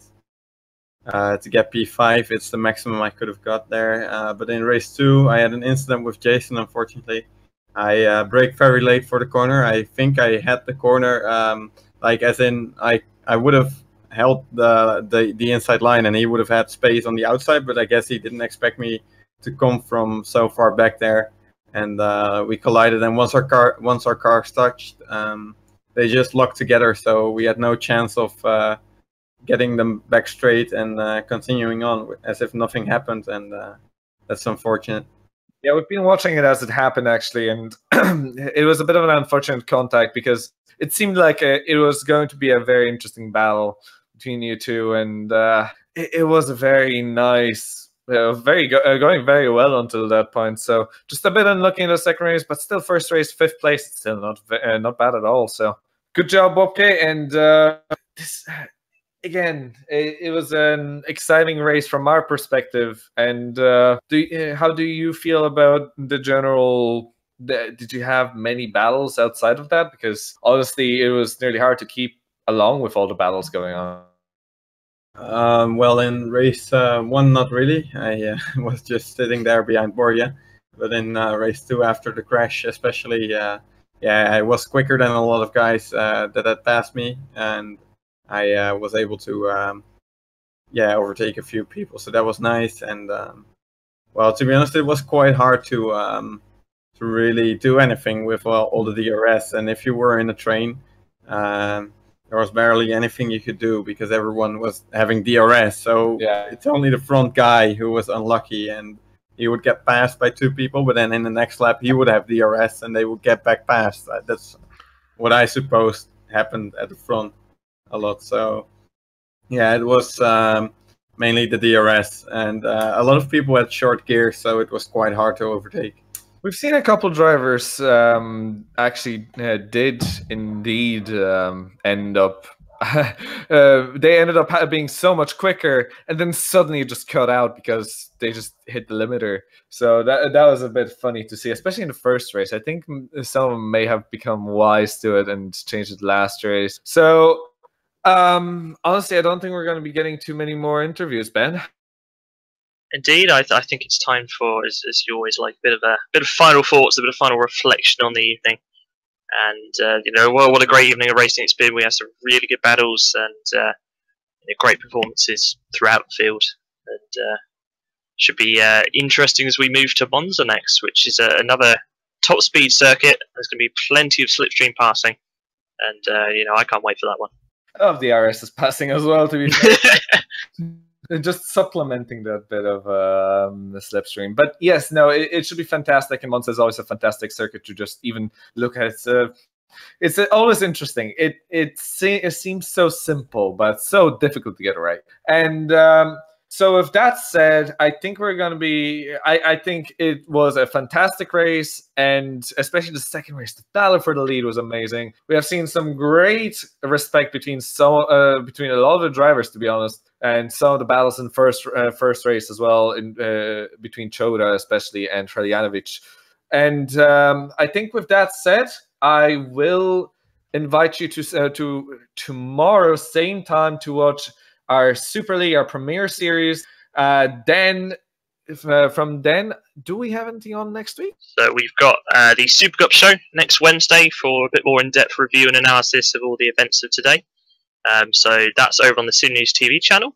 And we also have the Super League show. We'll be reviewing tomorrow's Super League race, and that is next Thursday. And then we're back in 2 weeks for the Monza Grand Prix.